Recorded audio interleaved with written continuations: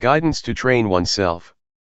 We must use our lives to train ourselves diligently, we must take ourselves to the ultimate and final goal. This is called an excellent life.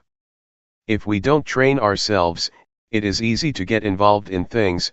For example, if there is suffering, we suffer until we die. So we have to train diligently in order to overcome doubt, worry, sadness, anger, desire, delusion, etc. This is called following a good example. The characteristics of our thoughts are the same, they don't differ much. Whatever one is familiar with, one thinks about that, following our disposition and character. The environment has an influence on our lives. For example, someone is born in a good family but the environment is no good, and it gives that person information that is no good. The result is that that person receives bad information. A bad past leads life to delusion and bad actions. This is a law of nature. There are certain states of mind that we shouldn't surrender to, such as doubt and worry, because we still have a way out. Try to reflect on the examples that good people set. The Buddha, for instance, he is the founder of a religion, the enlightened one, the one who clearly understands the world. We should study his example, so that we will understand why the Buddha, the Dhamma, the Sangha, religion, merit, heaven, and Nibbana, really do exist. If we still have doubt about this, it means that we still have suffering. We must understand these matters clearly and go beyond doubt. If one still tries to figure these things out, still doubts and worries, one still suffers. These things should be understood clearly and doubt should be done with, because there are teachers that can teach us how to know and see these things. In the past, I heard that Luangpor Teean Jidasubho was a teacher who taught how to clearly understand merit and evil, heaven and hell, and the paths and fruits of practice. Since I had doubts about practice, I went to study with him. When I first set out to practice, I still held on to views and opinions, and didn't accept certain things that Luangpor taught. I would use reasoning to contradict his teachings, and consequently like and dislike would arise. These things are hindrances that prevent knowledge and understanding from arising in practice. Therefore, when a teacher gives advice, one should first study and try it out through practice. Luangpor Teean taught me to develop awareness, which I had never come across or seen before. He taught me to have sati, and to be diligent in building up lots of awareness. Awareness, as I had learned it as a child, and at the time that I was studying the Dhamma, meant to recollect. I had trained in awareness with other methods, for example the kind of meditation where one sits with eyes closed and recites a mantra, in order to make the mind peaceful. I used to do it that way. Everybody seemed to be teaching like that, to sit with the back so straight that one starts to sweat and one gets backaches. Some people are very serious and force themselves. That's the way that I used to do it. I trained in this until the mind became peaceful, and happiness arose which was pleasant. When I trained with Luangpor Teean, he taught me to be aware and not to go for peacefulness. He taught not to control thoughts but to just know indifferently, which was certainly a strange way of teaching. Before I could catch the awareness in practicing, there were definitely many things that snared me. Sometimes, I fell back to my old practices, and as soon as I would raise my arms to do the rhythmic meditation, I would go back to being peaceful and stay with happiness, because that was more convenient than diligently knowing. An old man of over 70 practiced together with us. He advised me not to just sit there being peaceful, because that is not useful at all, but rather, to be diligent in building up the quality of knowing, to be aware while making movements. He kept guiding and looking after me. In the end I asked myself, What's the point of being fooled by thoughts? That's just an old habit. Let's train and be diligent in building up the quality of knowing. One has to control oneself by determining that, if I get lost in proliferating thoughts, I will try to be aware by making use of objects to know, such as movements of the hands. As soon as one turns up the hand, one really feels it, one really sees it by oneself. Whenever the hands move, one is aware. When one can catch the feeling of moving more and more often, proliferation gradually diminishes.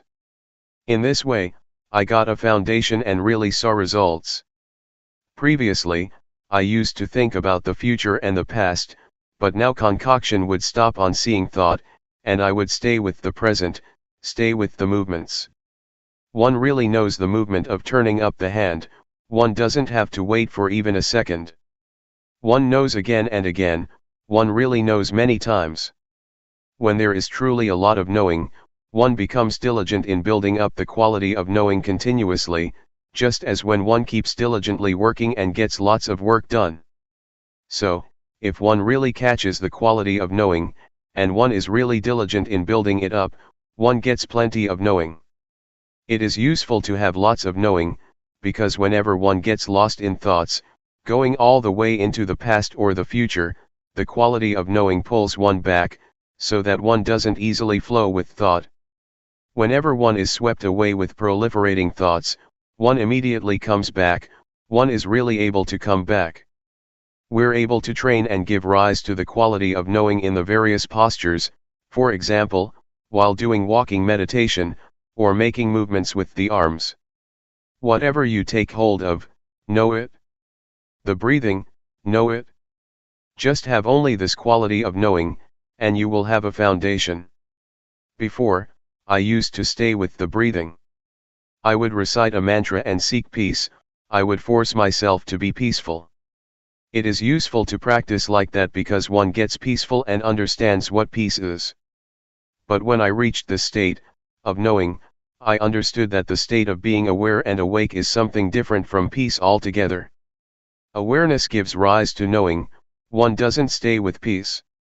When we blink our eyes, we can know, when we swallow saliva, we can know, moving a finger, we can know, breathing, we can know. Whenever we touch something, we can know. These are examples. Therefore, creating this quality of knowing is a kind of art. It can be created in all postures and movements. All it takes is that one puts forth effort to know what's happening within one's body. It is comparable to having a set of tools that one uses to build up lots and lots of knowing. If one does it in the right way, diligence arises. There is an old saying that says that it is as easy as rolling a boulder downhill. But if one doesn't do it in the right way, it is as hard as rolling a boulder uphill. When one does it right, one gets a foundation and one becomes diligent to practice and build up awareness, without anybody having to tell one tells oneself and creates plenty of knowing. One becomes diligent to know in using one's daily life, always trying to find ways to be aware. Even though at times people or friends cause us to get lost, we make effort to avoid that. We are careful to take the chance, to know for ourselves the things that arouse knowing, nobody has to tell us. It's like working, when we do it right we are diligent and fluent, but if we don't do it right it's like banging our head against a brick wall. We know and see for ourselves what delusion is like and what knowing is like. We know and see what the advantages and disadvantages of knowing and delusion are. And so, we prevent and deal with things automatically. One has the answers oneself and doesn't have to ask anybody. If there is a lot of knowing and one knows for long periods of time, one will see the conditions of the body, because the quality of knowing is the one who watches the movements. However, this doesn't mean that one will see this immediately because sometimes, as the body is moving, instead of just seeing the body, there are things that make us get lost, for example, feelings that arise due to unintentional thoughts, or various moods, either coming from the body or the mind. These things incite us to get lost but we don't. These things are there but now we have seen that they are just feelings. People who have trained in meditation before, will just meet with coarse feelings, and the refined feelings that exist in the body and the thinking mind, they won't see. If we build up the quality of knowing until it is the boss, it will be able to distinguish delusion from knowing, even though delusion, proliferation, was in charge before. We will be able to pass through subtle feelings without having to get involved. It compares with traveling and passing through various villages. We leave this and that town behind us, and pass through without getting involved. But someone who easily loses awareness, is incessantly interested in the thoughts that come up, reasoning in every way, and loses a lot of time by thinking. Like, dislike, and all the rest of it arise. This is someone who is not determined to walk the path. The Buddha said that, someone who is heedful is awake when others are asleep. Such a one leaves foolish people far behind, just as a well-trained horse leaves a horse without strength behind. Not getting involved with proliferating thoughts that arise is like this: one moment of knowing is to be removed one moment from not knowing, from delusion. One gets further and further removed and one becomes skilled in knowing. It is easy to know.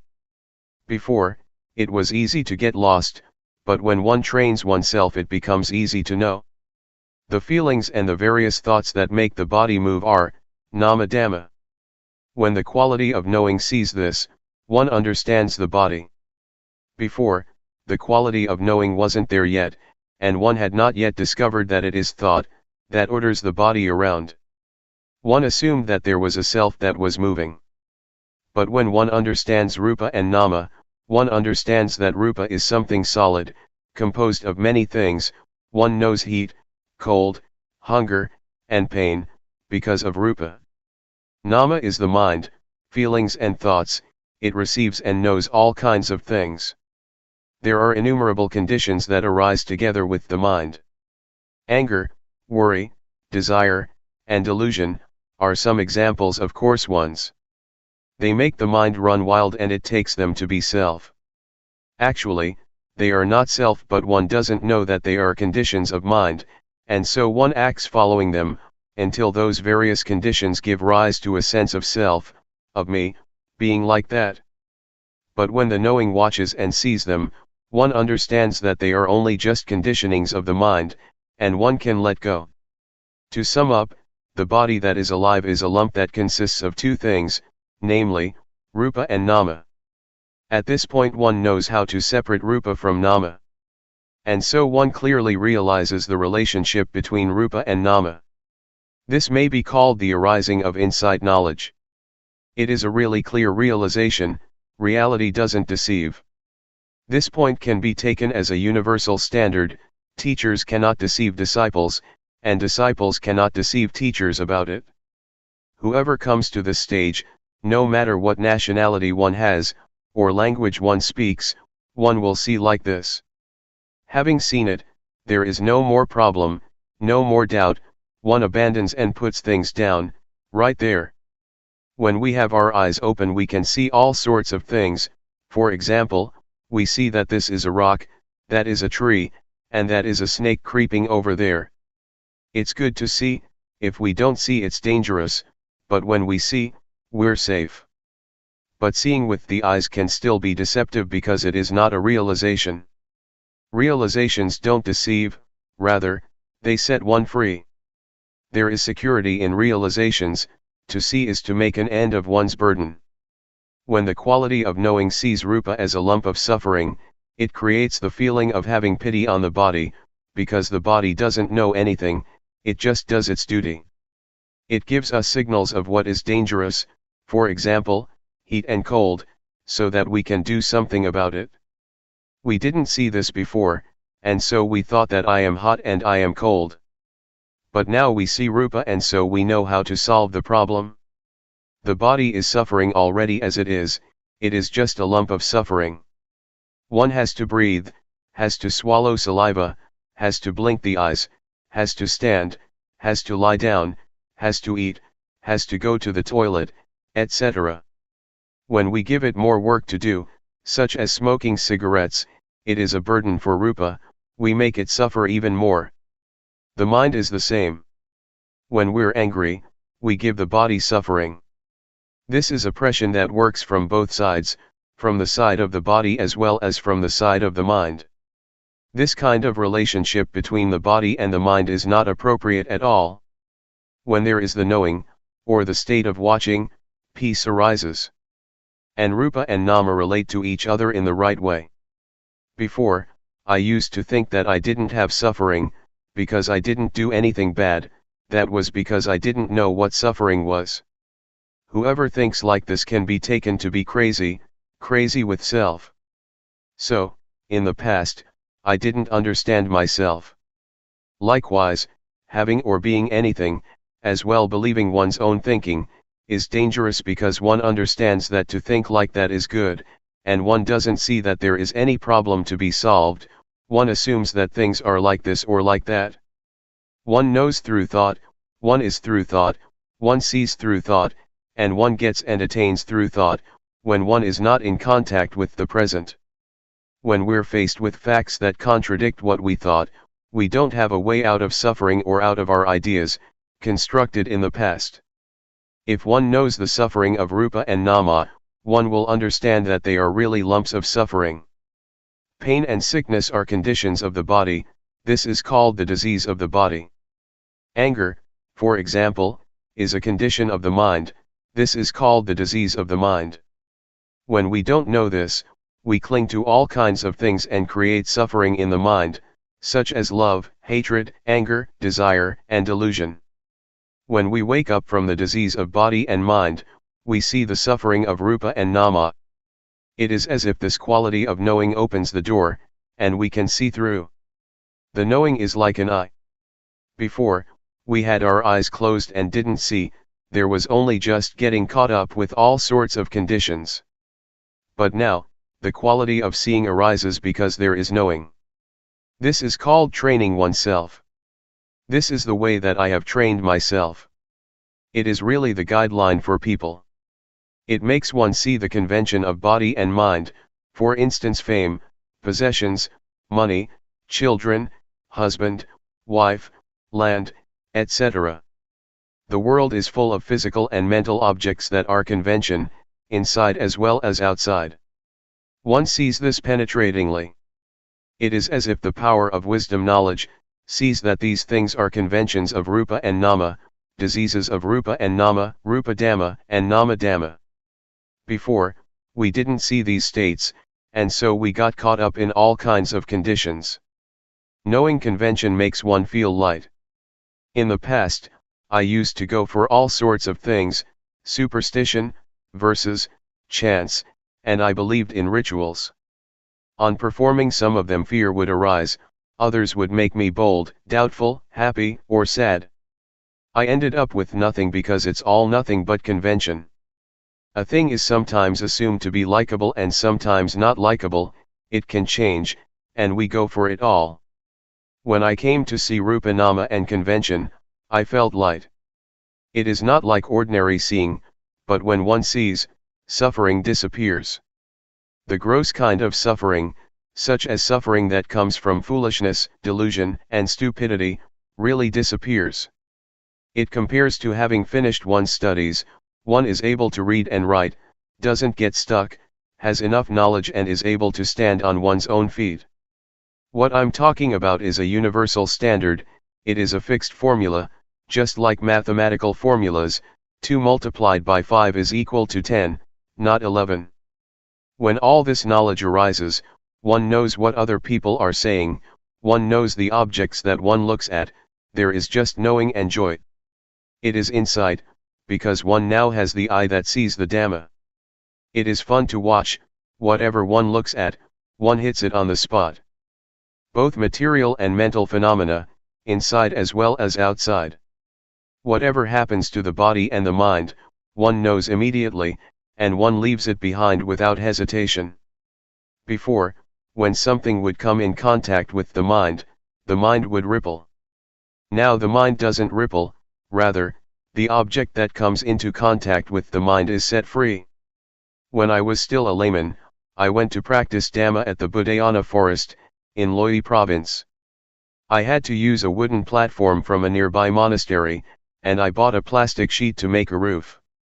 Tattered monks' robes were used as walls, because in July there is plenty of rain.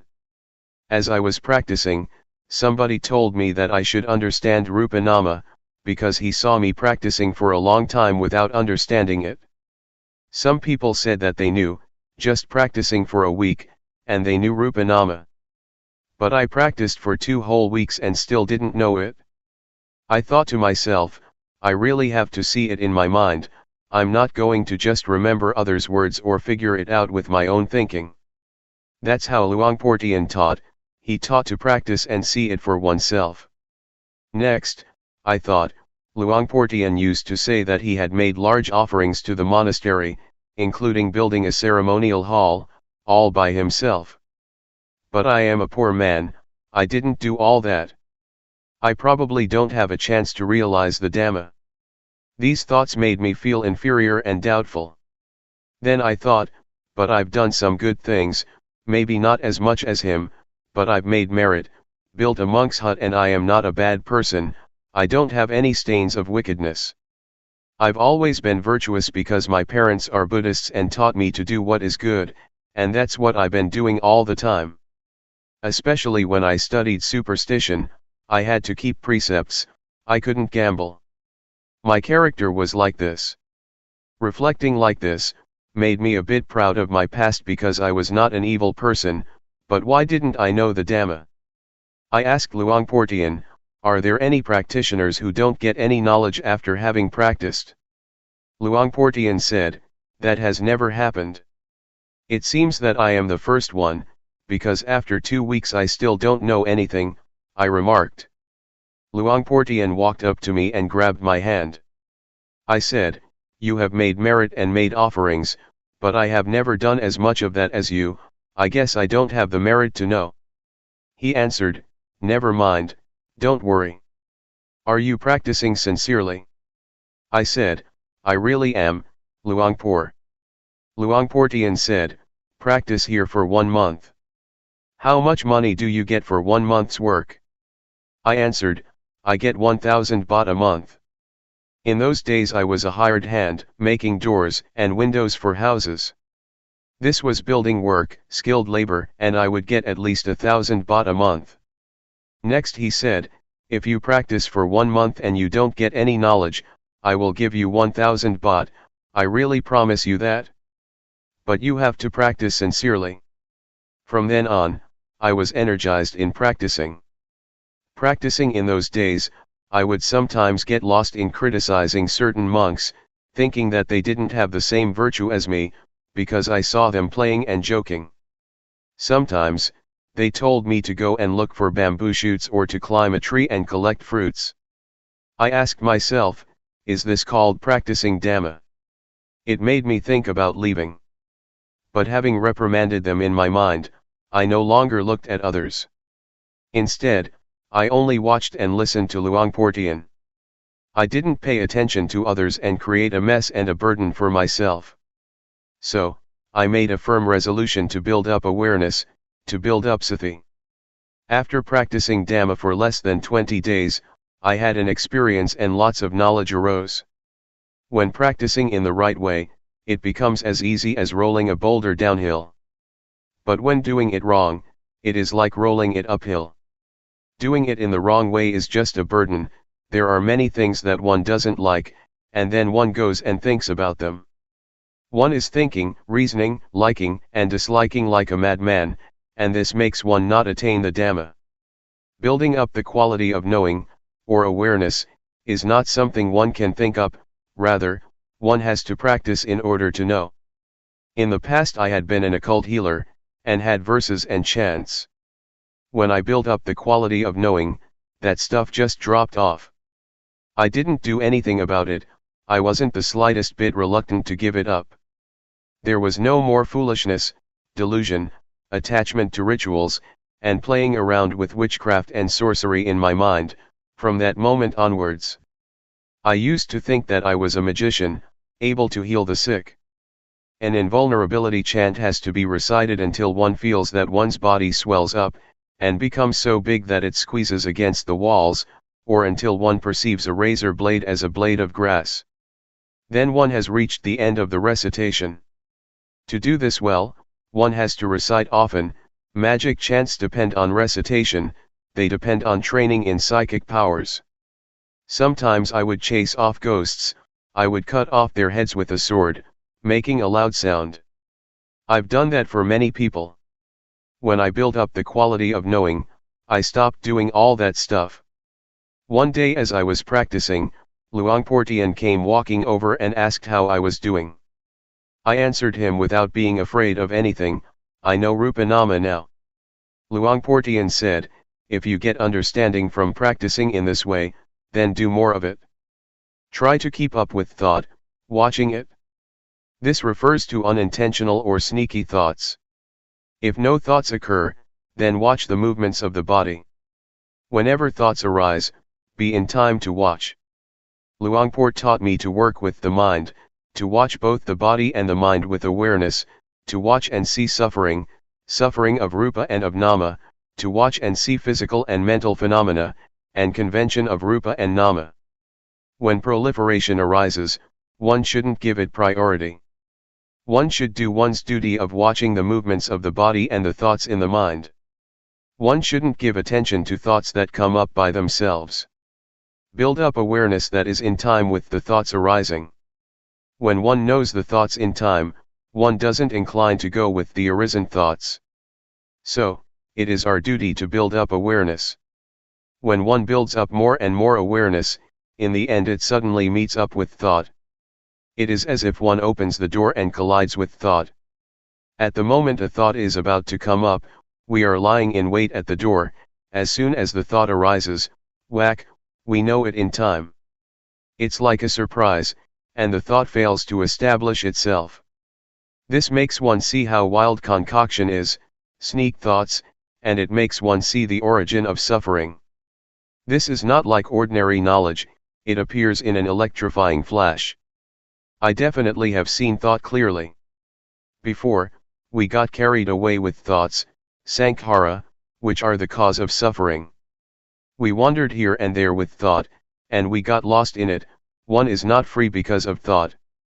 To give an example, a thought arises and one becomes afraid, one starts to think about something and one proliferates defilement and craving. We didn't see this clearly before. When I came to practice with Luangpor Teean, I clearly saw how bad mental formations are. It's like a dog chasing a deer, we were able to follow and keep up with the things that deceived. It is comparable to somebody who plays tricks, they have fun in deceiving people, but as soon as we see what they're doing, and we keep up with their tricks, we then know that it is nothing at all. They really can't deceive anyone who realizes what is going on. There are two kinds of thinking, namely, first, unintentional thinking. This is illusion, it makes one get lost, on thinking one is led along the wrong path. Second, intentional thinking, never mind about that, one deliberately thinks about something well, one makes use of thought and having finished thinking, that's the end of it. Intentional thinking is crystal clear, it makes one understand merit, demerit, and the nether realms, one experiences these things clearly. I can 100% guarantee that, by understanding like this, one closes the door to the lower realms. One can be said to be a human being. In the past I was still just a person, because I didn't see convention, I didn't see Rupa Nama. But when I could keep up with thought, I stopped being merely a person. I had more happiness than before, I no longer played about like before, it was as if I had reached the shore, to some extent. If one compares it to a trader, I was a trader in diamonds and got heaps of money. Previously, I was like a trader in kapok or fiber crops. What a mess, what a hassle. And I got only a little money, a little happiness and a little merit. I thought I would get merit from others or from doing this or that, just mind stuff. There is a shift that takes place in the mind on seeing thought. To go and proliferate as before makes one's hair stand on end. To see thought helps one to behave differently than before. I really saw it crystal clear. To suddenly meet up with thought makes an end to coarse behavior. Everything that is unjust disappears. It is like bowling, the pins all tumble over, one after the other. Suffering is comparable to fruits up in a tree. When we shake the tree just a little, the fruits fall down, but not all of them. Foolishness, crude forms of suffering and anger, desire and delusion are affected, but not a lot, they are just shaken up a bit. Being a human being means to be someone with virtue. When there is virtue, there is normality, there is peace. Samadhi refers to the mind that is in order. When there is order, there is no mess and the mind becomes tame. Wisdom means to know all around, to know how to solve things within oneself, to know how to liberate oneself and not to sink down, being caught up with all sorts of conditions, but to be free. This is how I knew, and later I understood other things as well, such as angels. To be an angel is to have a moral mind, not daring to act or think in bad ways. I understood Buddhism, and I understood the three characteristics of all conditioned phenomena, namely, that they are impermanent, without intrinsic value and not self. Seeing Rupanama, seeing the conditions of body and mind, and seeing all things as they really are, is like having a magic eye. One sees that all things are impermanent, it is like seeing the place to dispose of the conditions of body and mind, one used to cling to. The mind becomes clean because there is no rubbish lying about in it, there are no smuts of love, regret, anger, suffering, obtaining, losing, winning or failing. This state of mind is called, seeing the three characteristics. Merit is to have an upright mind. Religion exists within us. Evil has to be abandoned at the body, speech, and the mind. If one still thinks, talks and does bad things, to take refuge in the Buddha, Dhamma, and Sangha by reciting a formula, is useless.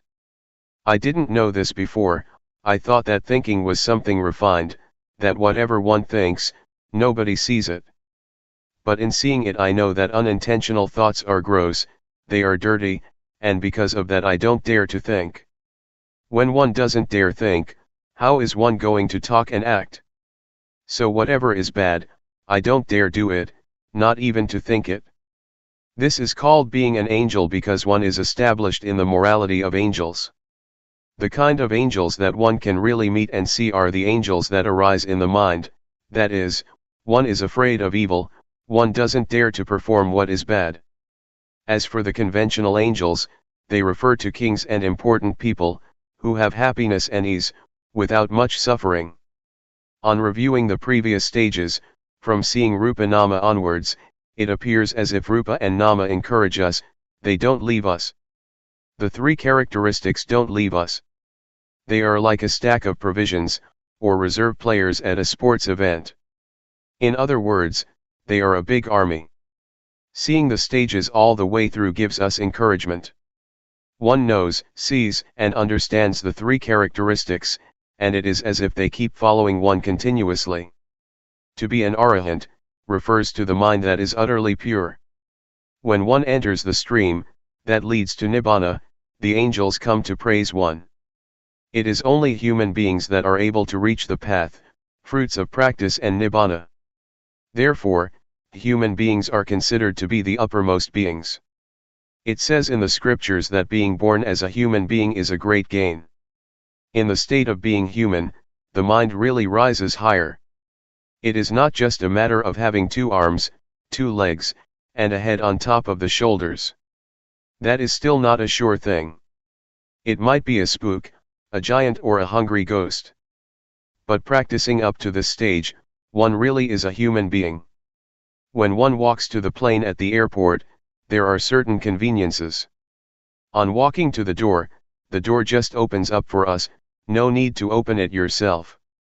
Going up, there is a conveyor that takes one's suitcases, one doesn't need to carry them oneself.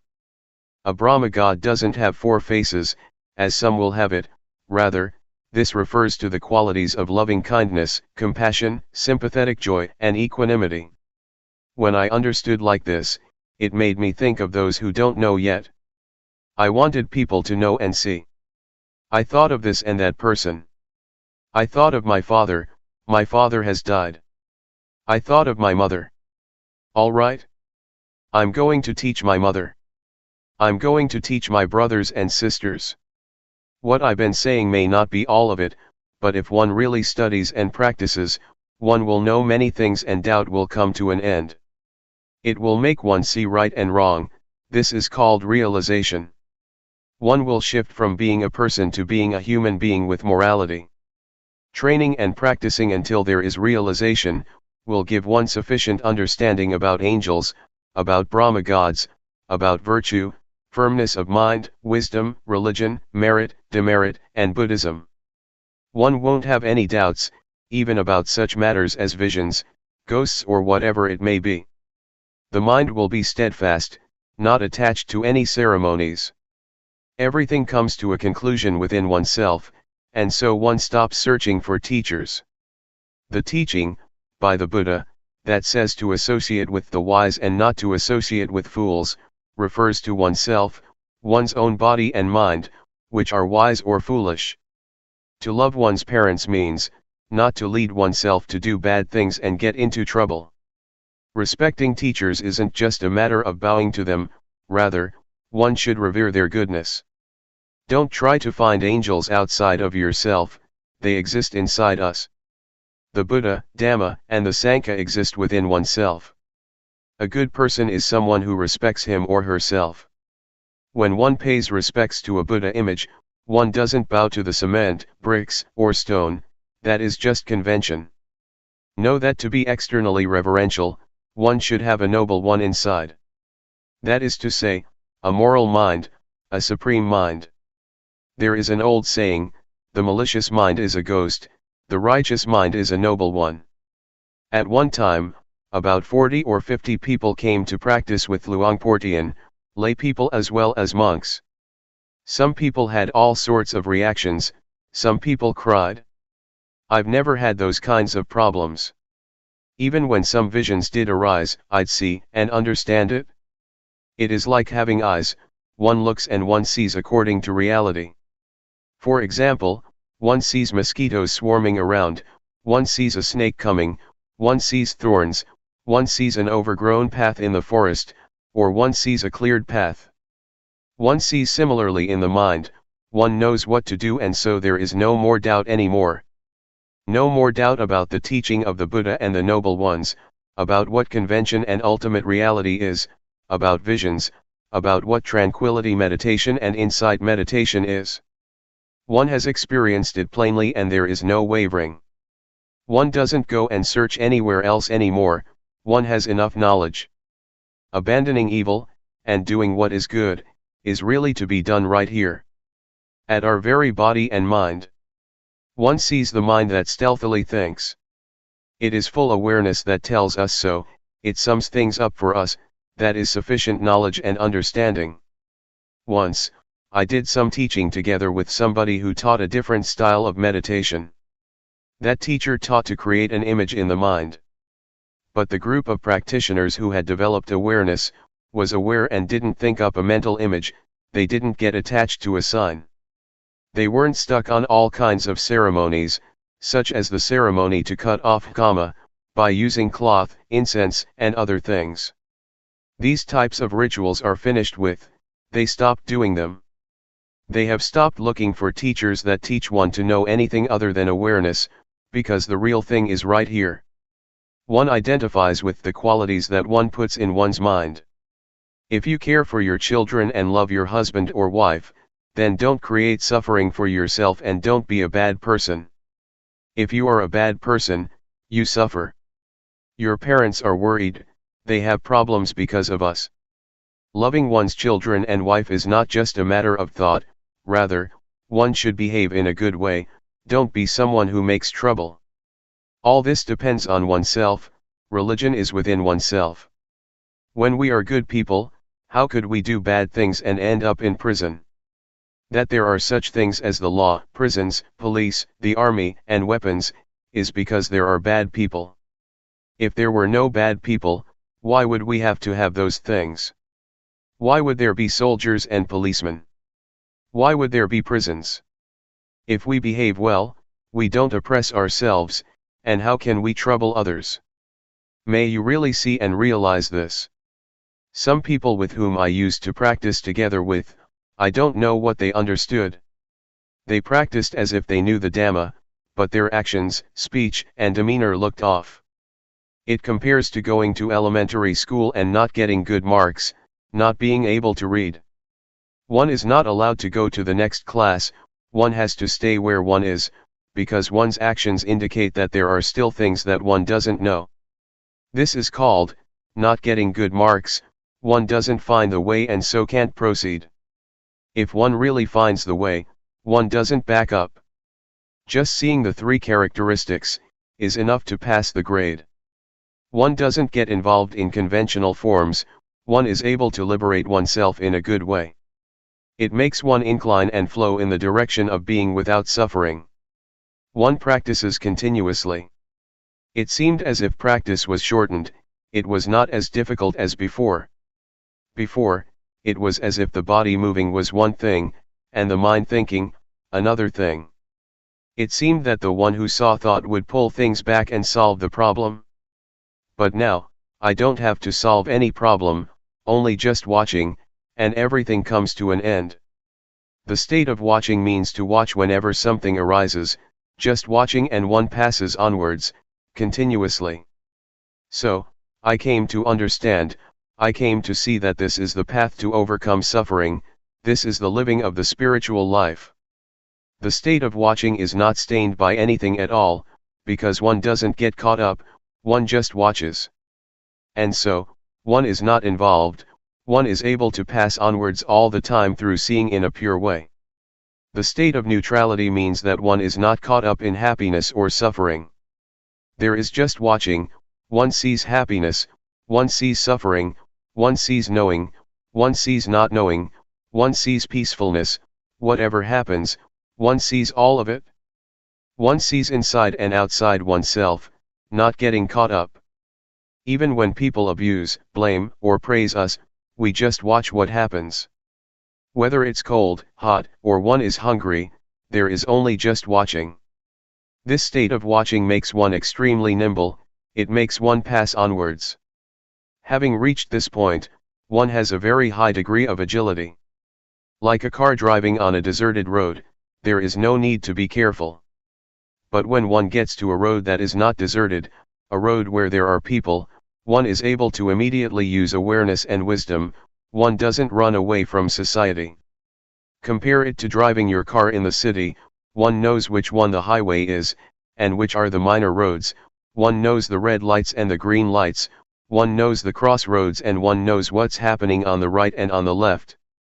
This makes for safety, this state of watching doesn't get stuck and no accidents occur. There is such a thing as mental traffic, for example, having thought something, there is concoction until a mood rises. But when awareness and wisdom are there, one passes it conveniently. Similar to a car passing, it's easy. There is no traffic to get stuck in, it's like a highway, freeway, or expressway.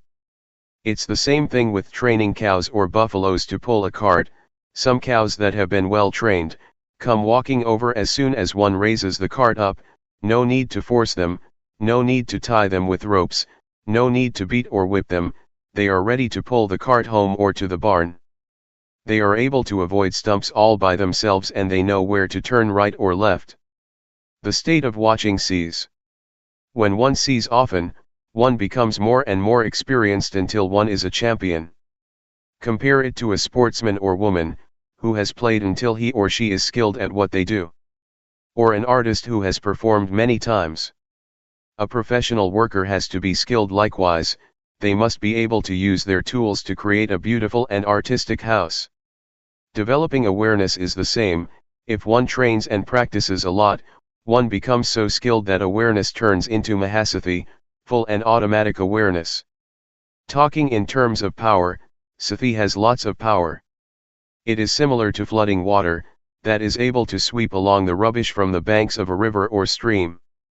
The power of wisdom knowledge is the same, when there is lots of power, one doesn't have to make effort. It's comparable to a tractor, it clears the land completely. Wisdom knowledge is like that. For this reason, the things that are dirty, the things that are corruptions of the mind, that are stuck in one's character, until the attachment to them as being me, is as hard as a diamond, become as soft and gentle as silk, because purity of mind has arisen. The three fetters of 1. Self-view, 2. Doubt, and 3. Attachment to precepts and practices, are not just things in the scriptures, they exist in all of us. The 84,000 teachings in the Tripitaka, ancient Buddhist scriptures, exist in us, here. They are to be found in this fathom-long living body. The nature of our actions depends on our minds. One may be a spook, a giant, a devil, a hungry ghost, a human being, a person, an angel, or whatever, it all depends on our very minds. The state of watching and seeing doesn't get caught up, there is just watching and seeing continuously. In the end, self-view diminishes, that is to say, the ego diminishes. The state of watching continuously is the state of normality, therefore, virtue arises within one. It helps to destroy anger, desire, and delusion, which presently exist in us. Actually, those are the gross defilements, they are still there, but not fully, not 100%. A worldly person has 100% anger and gladness. When awareness has been developed, gladness and sadness gradually diminish. This indicates the quality of awareness. We both have moods of liking and disliking, wanting and not wanting. The state that clearly sees those moods indicates whether one is a noble one of low or high caliber. One can measure it with this. One shouldn't measure it by external forms or characteristics, such as whether one is ordained, how long one has been ordained, whether one is famous and has a title, which means in the world being this or that. That's not it. Rather, it's a matter of how level the mind is. It is normal, and therefore, it is real virtue. To determine to observe precepts is external virtue, one looks after it, in order to live together in society, which is a good thing. As for the real training in virtue, it is the kind of virtue that melts and digests the defilements, so that the mind doesn't go up and down, because one sees them and so they can't remain. Doubt and attachment to rituals are abandoned, because one understands that everything is dependent on our actions, it is not an external matter. This state of watching, seeing, and not being caught up, is a formula, it is a guide in living one's life. It gives us this guidance, one doesn't have to recite or remember anything. The quality of buddho doesn't arise from reciting the word. Buddho means to know, to be awake and to have a joyful mind. In whoever the state of knowing, being awake and joy arises, that person has buddho in his or her mind. And it will protect and look after us, so that we don't fall into harmful states of mind. Just as the saying goes, the Dhamma will inevitably take care that a practitioner does not to fall into bad states. The Dhamma yields results, if one really knows and sees the way that should be known and seen. The more one studies, the more one sees clearly. Confidence will arise as well as deep devotion to the Buddha, the Dhamma, and the Noble Sangha. The state of realization and clear knowing is Vipassana, insight. So, insight is not about seeing colors and lights, heaven and hell, externally. Heaven and hell exist in our very minds. One shouldn't pray to angels, to come and help one in this and that way, that is appropriate for someone without a refuge, who hopes to find an external refuge in an illusory way. Being an angel means that one's mind has a sense of shame of wrongdoing. If everybody were to have this quality, there would be no need for prisons in our country, because everyone would protect themselves and no one would create suffering for others. So, seeing clearly in this way makes one abandon self-view, doubt and attachment to rites and rituals. It means that one turns around and solves problems within oneself. This state of watching makes one pay respects to the qualities of the Buddha, rather than to a golden image. It makes one pay respects to the characteristics of the Dhamma, rather than to books, and it makes one pay respects to the virtuous qualities of the Noble Sangha, rather than to robes and a shaven head. The meaning of the word monk, is an excellent person, someone with a good heart, that is to say he or she doesn't get angry, doesn't desire and doesn't get deluded. The kind of thoughts that say, he insulted me, I won't give in, don't exist in someone like that. There is just letting go, and understanding arises, clear seeing, until there is no anger. Getting and losing, happiness and suffering, praise and blame, are ordinary things in the world. Nobody can be their owner. And it is the same with sights, sound, smell, taste, bodily sensations and mental phenomena. They are things of the world, they belong to the world, they are not ours. Even sight, sound, smell, and taste have a worldly flavor to them. People don't know or understand it like this, and so they always have a sense of lacking something. For example, one is a slave of desire. The state of watching and seeing makes one feel satisfied, there is a sense of enough, there is no lack of anything, no shortage, and how are we going to suffer? Therefore, when there are virtuous qualities in all of us, we don't get deluded, we abandon evil, do what is right, and our minds are pure. The state of watching helps to cut down on things, and it makes us understand. It makes us able to overcome suffering. What it comes down to is a handful of Dhamma. The Buddha once compared his teachings to a handful of leaves. So, understanding the Dhamma is not something difficult for someone who has reached the state of watching. This is true regardless of whether one has studied or not, because attaining the Dhamma is not connected at all with studying. Rather, it is a matter of training oneself to let go of what is bad, to do what is good, and to purify the mind. That is what Dhamma is. Awareness, or the perfection of awareness, is not to be found in books or scriptures, it exists inside us. Don't be afraid of the ghosts outside, the ghosts are in your mind. In the Sutta, Discourse on Auspiciousness, the Buddha said, not to associate with fools, to associate with the wise, and to revere those that should be revered. These three things are the highest blessing. A fool here doesn't refer to Mr. A or Miss B. Gamblers, flirters, people who go to bars and nightclubs, people who drink, etc., are called external fools. But the real fools are inside of us, they are our thoughts. If we think harmful thoughts, our harmful thoughts may lead us to anger, desire, or delusion, they may lead one to defilement and craving. What does it mean to associate with the wise? It means to have good thoughts in our minds. For example, when some problem arises, we let go and don't dwell on it. Never mind, it is just the way it is. This is a wise person. Trying to not have anybody tell us off, or blame us, is impossible. But if we have good thoughts and think in the right way, and we know how to let go, we associate with the wise. It doesn't mean to get attached to this teacher or that monk, or getting deluded to the physical form of the Buddha, as was the case with the monk Vakali, who kept following and staring at the Buddha. The Buddha saw that this monk was getting lost, and so he taught him that, whoever sees the Dhamma, sees me. The monk Vakali then determined to practice the Dhamma, and finally, he realized the Dhamma. This is the way that I see and understand this matter of not associating with fools and associating with the wise. One should see it broadly, in all its aspects. It is comparable to light that radiates outwards, that way one knows completely and all around. It is not a matter of sitting with eyes closed and knowing, but one knows at the time one's eyes are open. Wherever one goes, one knows as one is living one's life as usual, being aware at the same time. The Buddha said that, whoever is aware continuously is like someone who lives in comfort at home with one's parents. There is warmth, kindness, and one is safe. What I'm saying comes from my own experience in training myself. It may not be elaborated in detail, but when you really determine to practice, you will have your own experience. You will know the taste of it yourself, and learn plenty of lessons.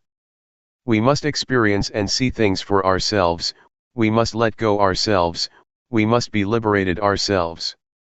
Once we have a foundation, we will find the path. This is a law of nature. The state of watching, the state of knowing or awareness, compares to being at home with our father and mother.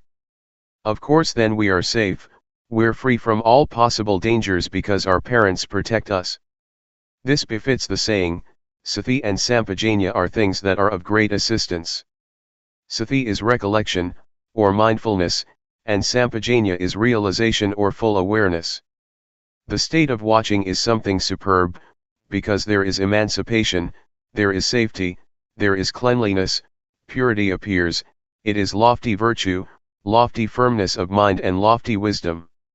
The state of watching helps support us to understand the conditions of body and mind, to know convention as convention, to know the suffering of Rupanama, to know the disease of Rupanama. And so, a transformation takes place in the mind, one becomes a human being and one who is virtuous. Pubpegatha punyatha means having done good things in the past. For example, yesterday or today we've done something good. The words in the past don't refer to before we were born, or a previous lifetime. In the past here means actions done earlier on, such as yesterday, last week, or last year. So if we have received good directions, the results will be good, and our minds will become more and more pure. The mind of a virtuous person goes back to nature. His or her body and mind are in a state of normality. The process of knowing more and more takes us to the stream of liberation. It doesn't flow backwards, it goes in the direction of the path and fruits of practice, it goes towards being a noble individual, namely a stream enterer, a once returner, a non-returner, and an arahant. The state of knowing is like a warrior who is backed up with support, and so keeps enlarging his territory until he is in charge and has power. Therefore, wild behavior can't remain, the army of the Dhamma is there. It is like a warrior who is victorious, there is awareness. The state of watching and seeing is the victory of the warrior. One practices right at this point. Nothing can obstruct, there are no enemies that can resist, and so one is fluent. The state of watching makes the cankers of sensuality, being and not knowing, unable to remain. These cankers are refined defilements that ferment in the subconscious, until they become habitual. The state of watching stops the enemies, or if they don't stop, they'll dry up. It is like custard apples, some stay on the tree, all shriveled up. The enemies, defilements, surrender and don't fight anymore. The quality of knowing makes us watch concoctions in a dignified way, one is not a servant of thoughts anymore, as one was before.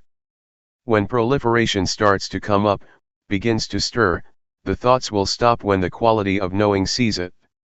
It will just give up completely. When there is realization, there is nothing that can deceive.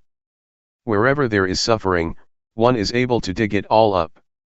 It's similar to water and oil, even a little bit of oil will always float on top of water.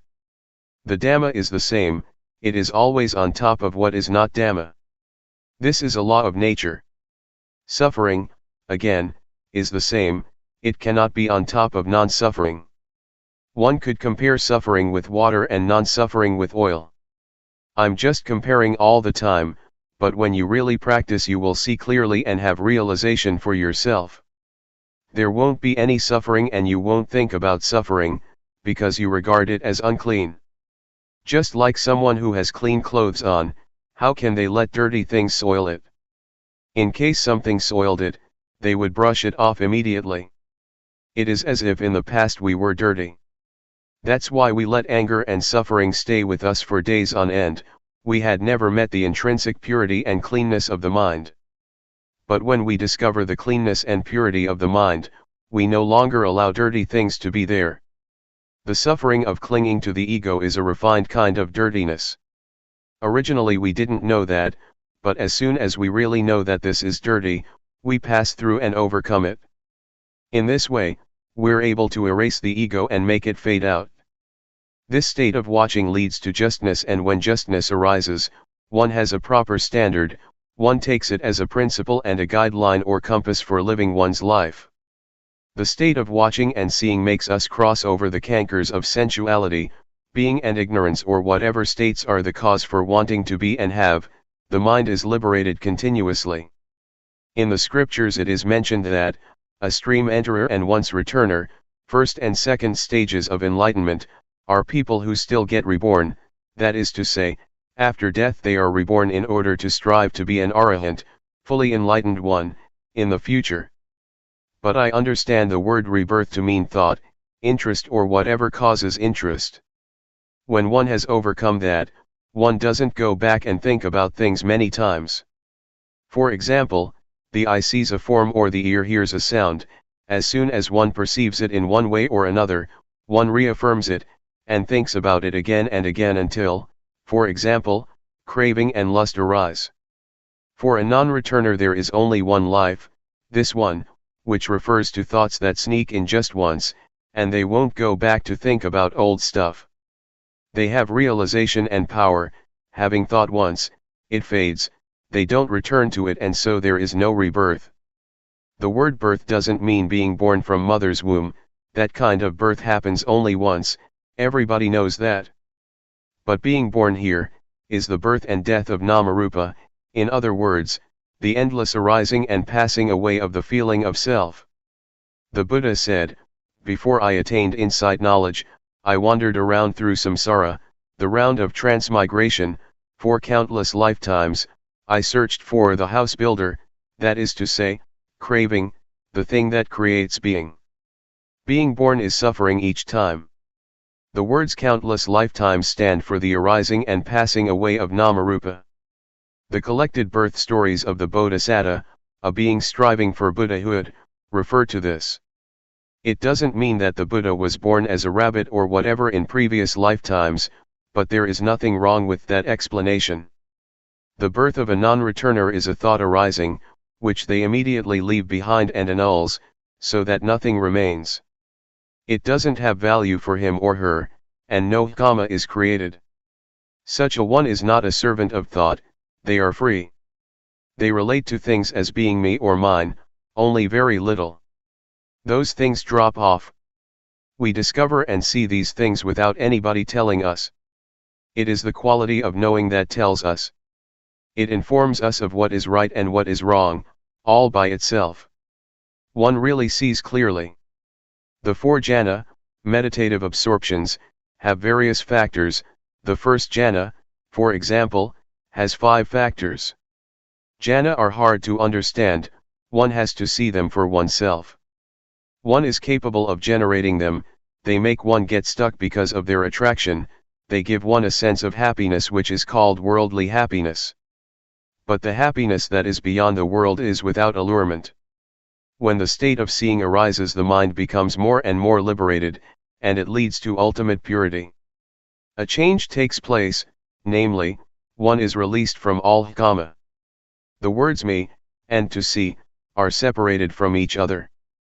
There used to be always me, deep down there was still a self in the mind, but after practicing fully they become separated, and can't be connected again.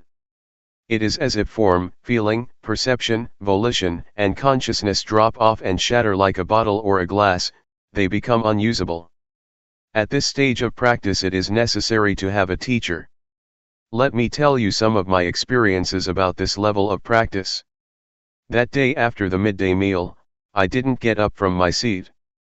I kept sitting until all the other practitioners had got up. Luangpor Teean saw me sitting and asked me, "What's up?" I told him what results had come in my practice. He said, "You're a fool.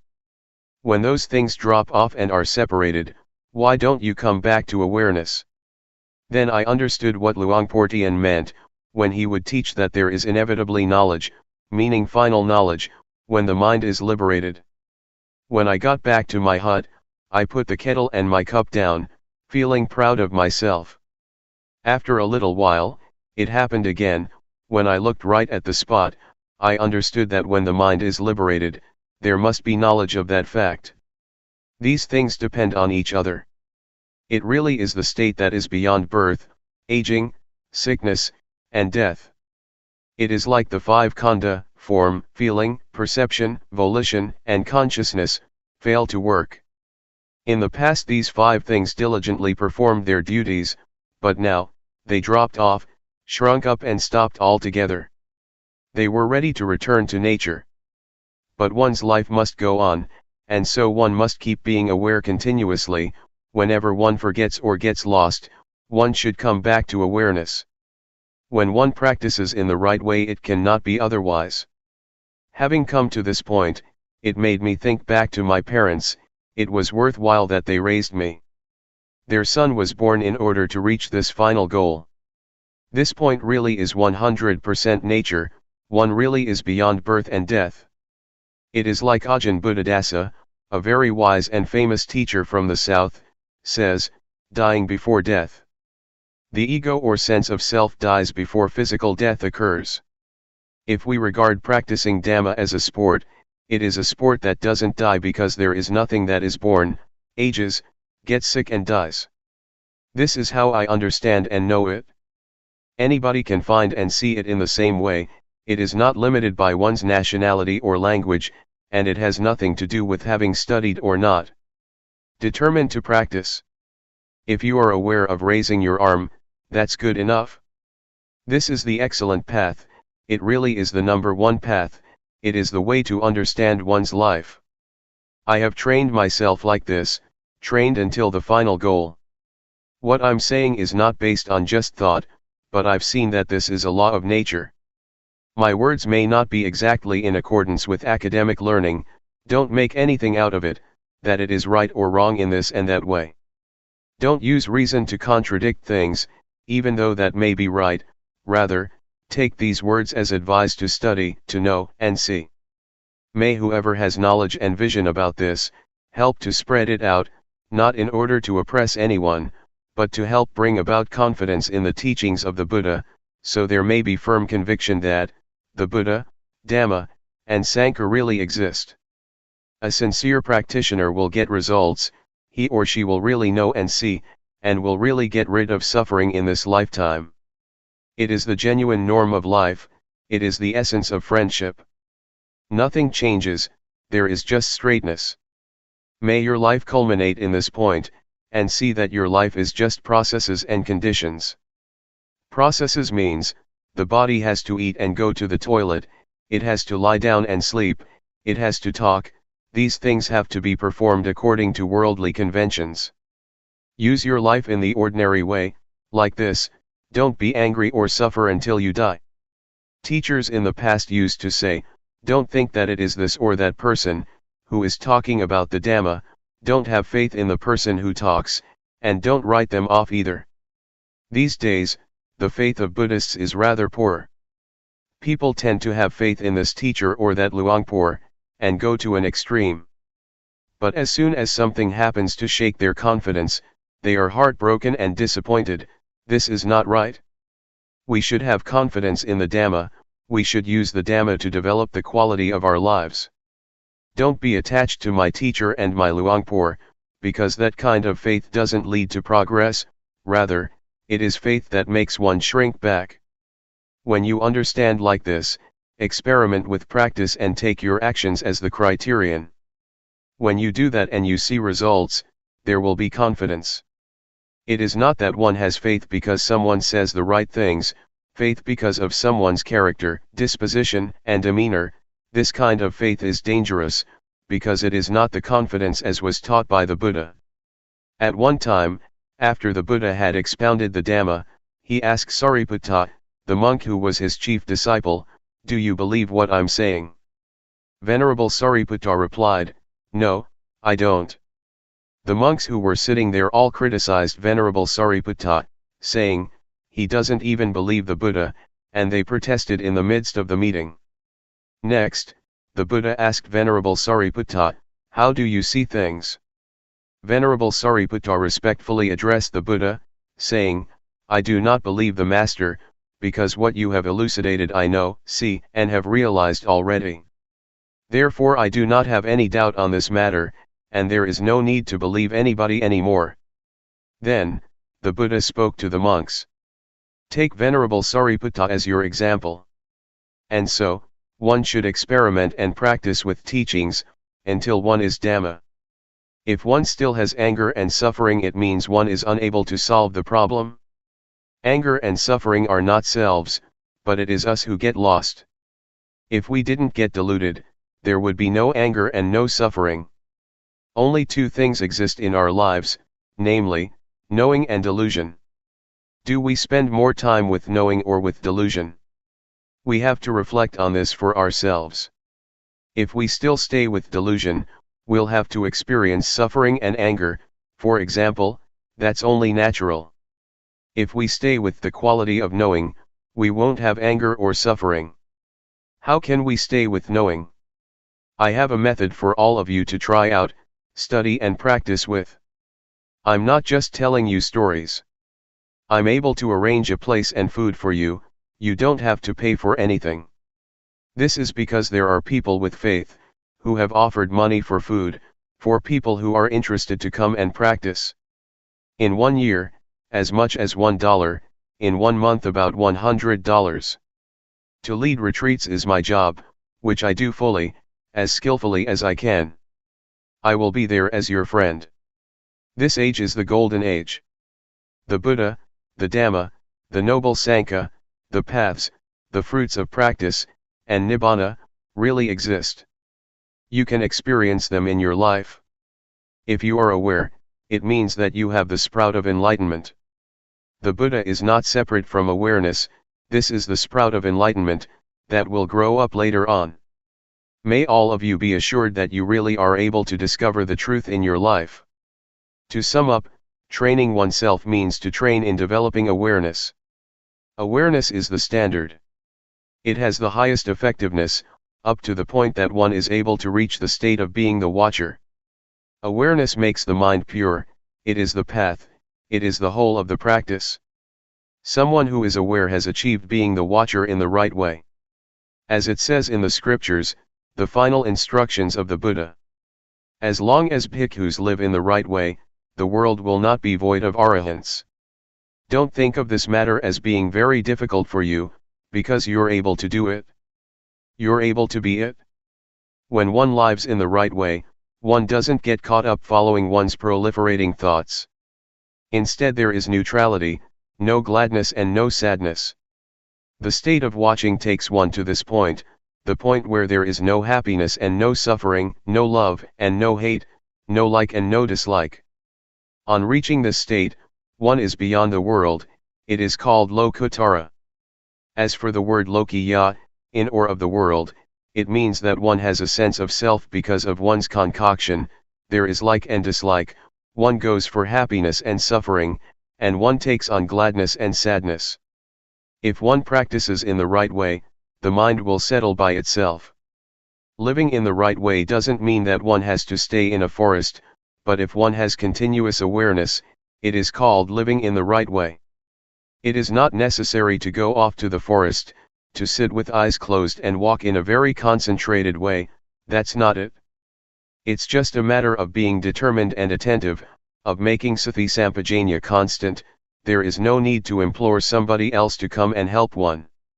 One practices by oneself, one is aware oneself, one reminds oneself, one solves problems oneself, and one will live without suffering. To give you all a blessing, I would like to say, may you know anger for the last time, may you know suffering for the last time.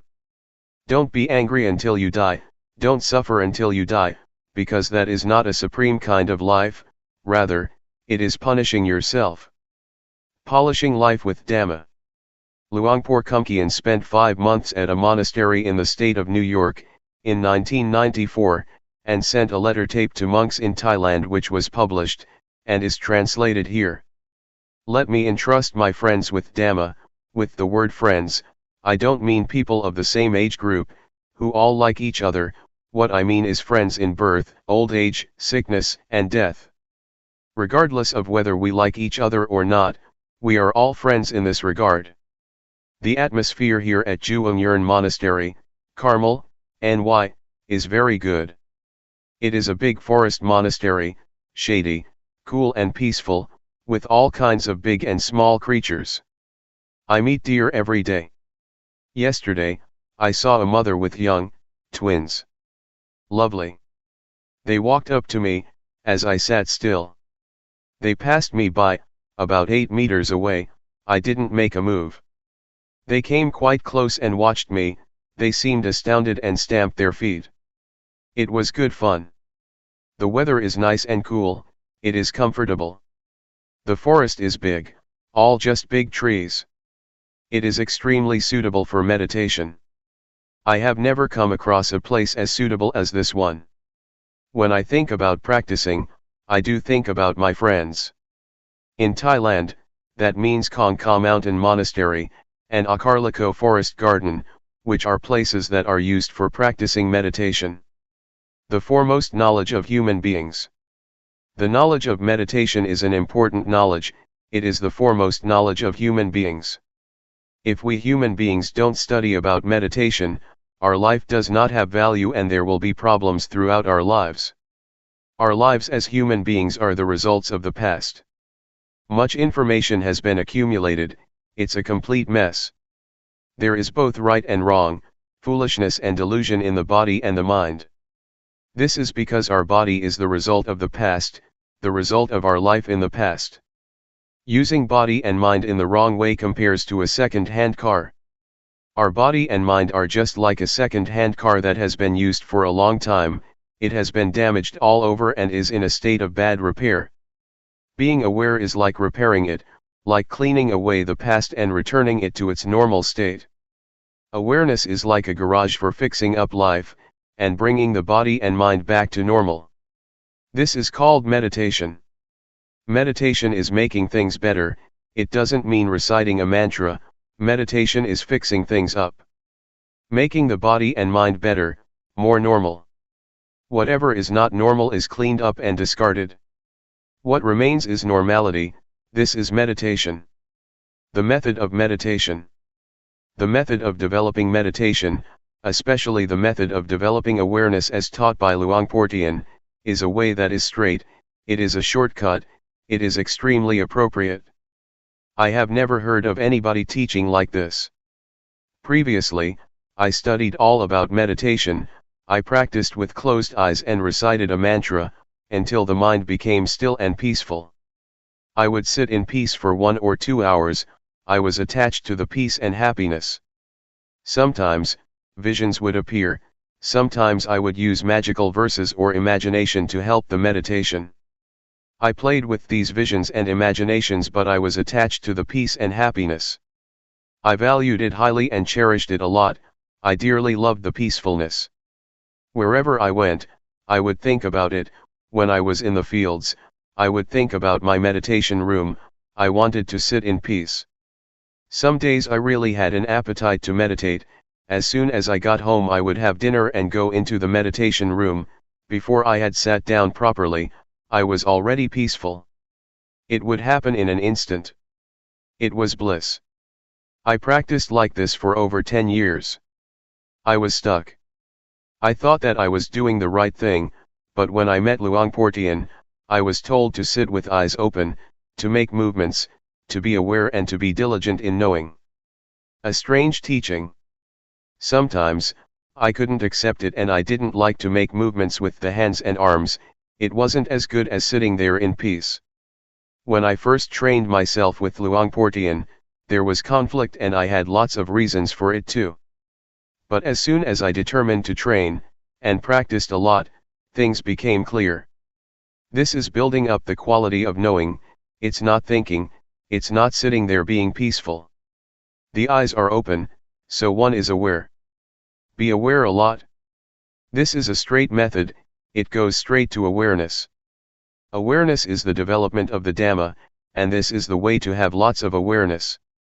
This has nothing to do with reciting words inwardly. Meditation is to build up much awareness. To develop means to do it a lot, to have a lot of awareness. This is how I understand it. Before, there was peace, I used the method of recitation, but recitation, whatever word it may be that one uses, is not meditation. Real life is the present. Meditation means to be diligent in knowing, knowing directly, in a straight way. The things to be known are there, the body, for example, is an object to be known. Why is it that we must always focus on knowing? Because our minds instinctively rush out ahead and rush backwards, there is just future and past. For this reason we create movements in the various postures, all the time, in order to be now. Now is what real life is. Real life is now. So we practice with that. Go inwards with the quality of knowing. Directly and straightly. Know meticulously. Make it very clear, don't let there be vagueness. Make the posture that you're in clear, break it up in stages, moment by moment, so that it becomes clear. It is similar to training in writing. At first one writes the A and the B precisely and clearly, in detail. First, one should write the characteristics of the letters clearly. One shouldn't start off writing indistinctly. This is the same, creating movements, creating a form can be watched clearly, it is not blurred. When we watch the breath, sometimes, we fall asleep, it's easy to lose oneself in it. And closing the eyes makes matters even worse. It is not natural to close the eyes, and so one drops off to sleep even faster. In making movements with the arms and hands, we don't close our eyes. As with learning how to write, the movements are extremely meticulous. The knowing enters into the movements, in the most direct and straight way. On watching the body one sees the mind. On watching thought one sees Dhamma. At first, we talk about watching the body, but we'll see something else too, feelings.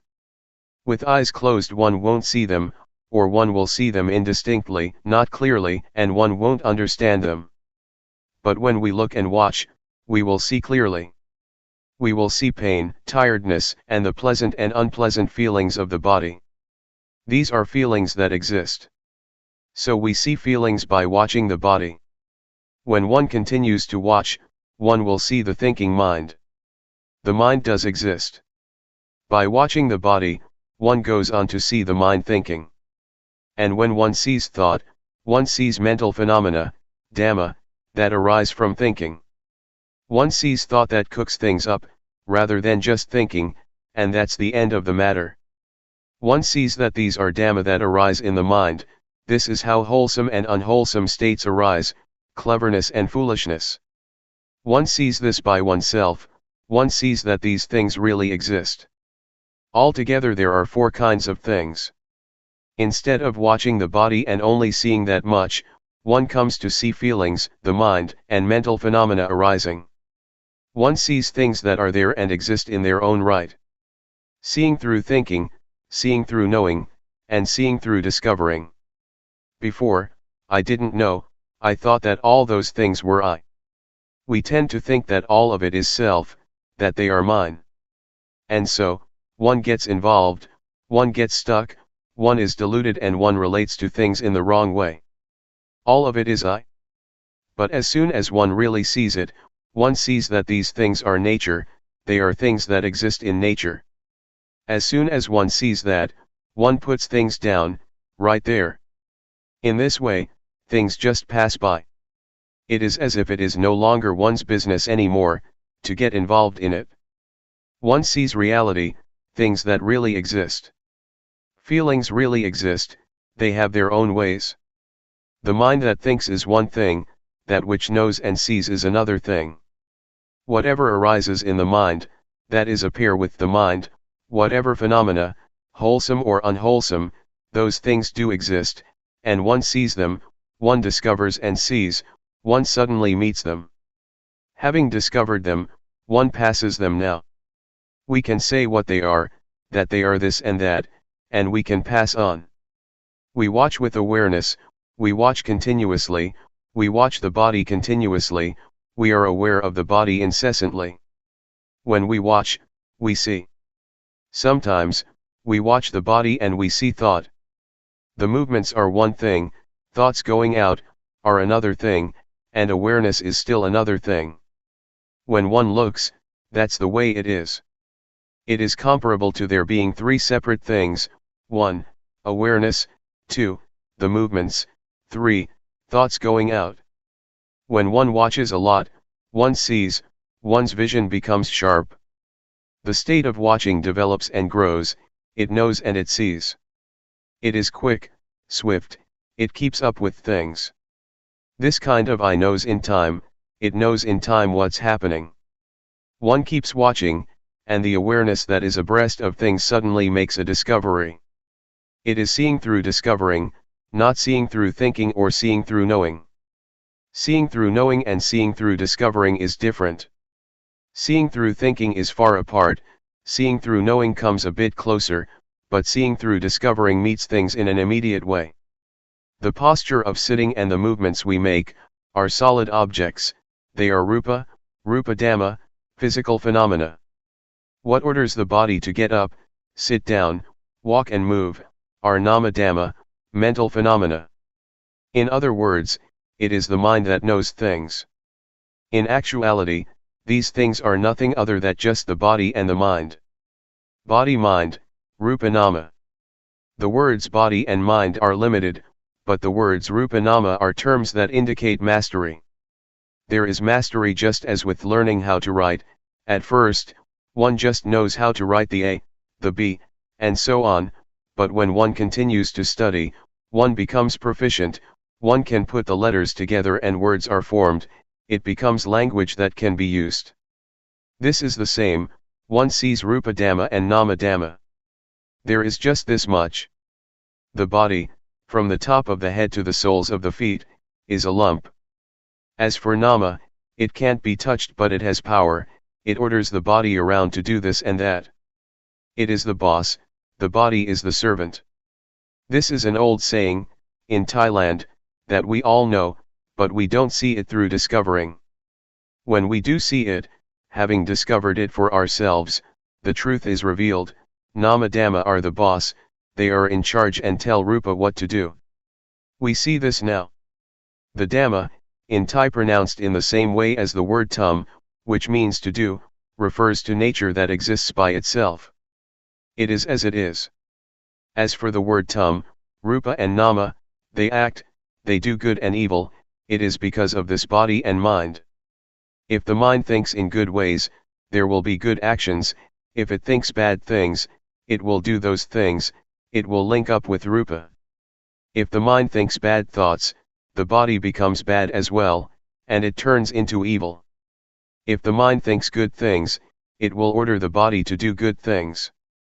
The result is wholesome and meritorious.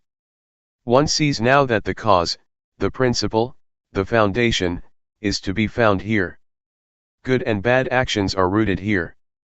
One sees that it is like this. One becomes clever and skilled in this way. It is as if one is told something, as if something is revealed, it is as if something opens up, and one can look inside. The nature of people's lives is like this, it is right here. Life is just this much. Whoever it may be, men, women, whatever nationality, life is just body and mind, or rupa and nama. Doing good and doing evil comes from this point. Rupa dhamma, changing conditions. This much is still not enough, one will still see more deeply. One sees that rupa dhamma are nature, the nature of rupa is to be formed as a solid lump, according to nature. There are changing conditions in rupa, such as heat, cold, pain, and tiredness. Before, we used to regard these things as feelings, but now, we see sharper than that. Now, we don't just see them as feelings, we see them as changing conditions. There are plenty of conditions of the body, hunger is one of them. They are conditions, changing conditions of rupa. If there are no conditions of rupa, then those things cannot remain. Nothing will be left of them. Both heat and cold, for example, are signs that indicate dangers for the body, so that the problem will be solved. It must protect itself, this happens by itself. When rupa and nama interact, sometimes there is something wrong, and nature tells of the dangers. When it is hot, one goes in the shade, when it is cold, one gets a blanket or makes a fire, when hunger arises, one finds something to eat. But sometimes there is hunger and it is not just hunger, something, which is a matter of rupa, turns into suffering, a condition of rupa becomes suffering, and it turns into a personal matter, I am hungry. Nama dhamma, changing conditions. Nama is the same, it is the mind, which is a part of nature. The nature of nama is the nature of the mind, it is like that. But there are certainly a lot of conditions of mind, thoughts etc. They are called cetasika, things that arise with the mind. The mind itself isn't anything, but it thinks this way and that, it knows this and that. Sometimes things arise because of thought. Defilement, craving, lust, anger, desire, delusion, happiness, suffering, like, and dislike, which are conditions of mind, arise through concoction. They are conditions of nama that exist, these things are related, they are connected. Before, we thought that all those things were self, anger is me, happiness is me, suffering is me. But in reality they are changing conditions of nama. As soon as we see this, we have a foundation, we have a base, and there is normality. Before, those things were problems, our bodies and minds were the results of problems, of misunderstanding. As soon as one understands, the state of normality arises. The beginning of wisdom. One sees the stream of Dhamma, of normality, there is realization, there is wisdom. To know like this, is a level of wisdom. It is like turning up something that was overturned, or opening something that was closed. One really sees Rupa Dhamma and Nama Dhamma clearly. This wisdom spurs us on to watch and see all the time, this stream of wisdom informs us. It is comparable to going to the airport, when one goes to the plane, everywhere doors open automatically, and the footpaths are convenient. The stairs roll up or down, no need to do anything, it is comfortable. Going to the toilet, the water starts to flow as soon as one sticks out one's hands in the sink. It is convenient.